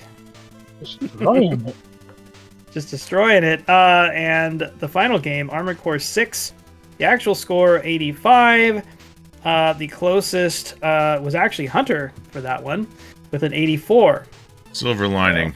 I'll take my small victory in one area and utter demolishing defeat in every other place. Yeah. Well, that's okay. You can lick your wounds and come back next month, and we'll see how things turn out. So, as winner of the Hype Off, Zach, you get the honor of final word for the podcast, which will you can hear at the very end of the podcast. If you hang on after the music, you'll hear Zach's final word, and we look forward to hearing what that is. No, we don't. So, we definitely do not. First, we have something else that needs to happen. No, I'm going to do that.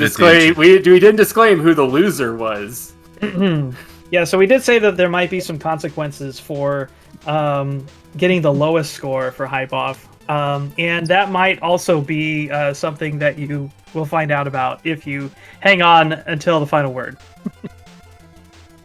So, with that, that brings us to the close of the show. We made it. It was a long but incredibly fun journey. Sorry, everybody, for the technical hiccups that we had here and there. Hunter is going to use his editing master skills to clean up the issues as much as possible. But if you liked the show, we would really love it if you could like and subscribe. And please share us with a friend. Share us with your friends. So share us. Get us out there. Get us in front of other people so that can help us grow the show and other people can enjoy what we're doing. We would really appreciate that. We would also love if you wouldn't mind leaving us reviews on Apple Podcasts and Spotify. Make sure to come join us on Discord. That's where all the action's happening. We're doing all the voting for the top 10, and we're sharing about the Indies Nuts game over there, and we have a lot of fun on the Discord. So make sure to jump in and join us as we talk about dead games that we want brought back next month.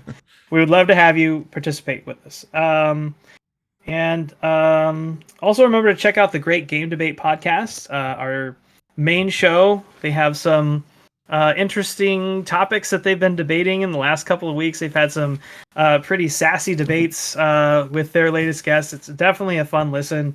A lot of hilarity, honestly, going on over there.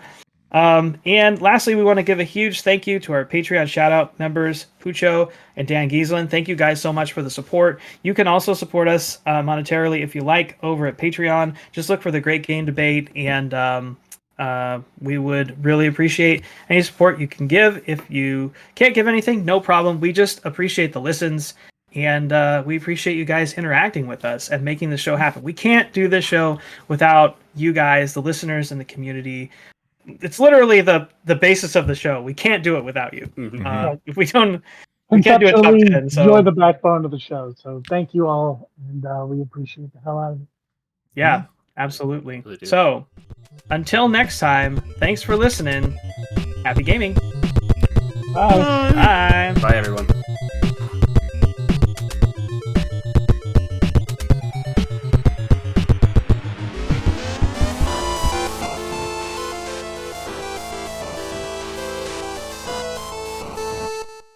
As the loser of the inaugural hype-off to my younger, better brother, I will commit to finishing Final Fantasy VII Remake.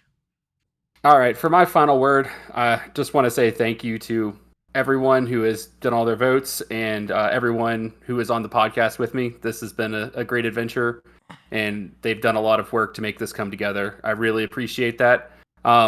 Also, going forward, you can put a note out there, the hashtag Team Zach, if you want to see me keep winning these. So let me know if you want to see this, because I'll keep making Hunter say silly stuff when every time he loses.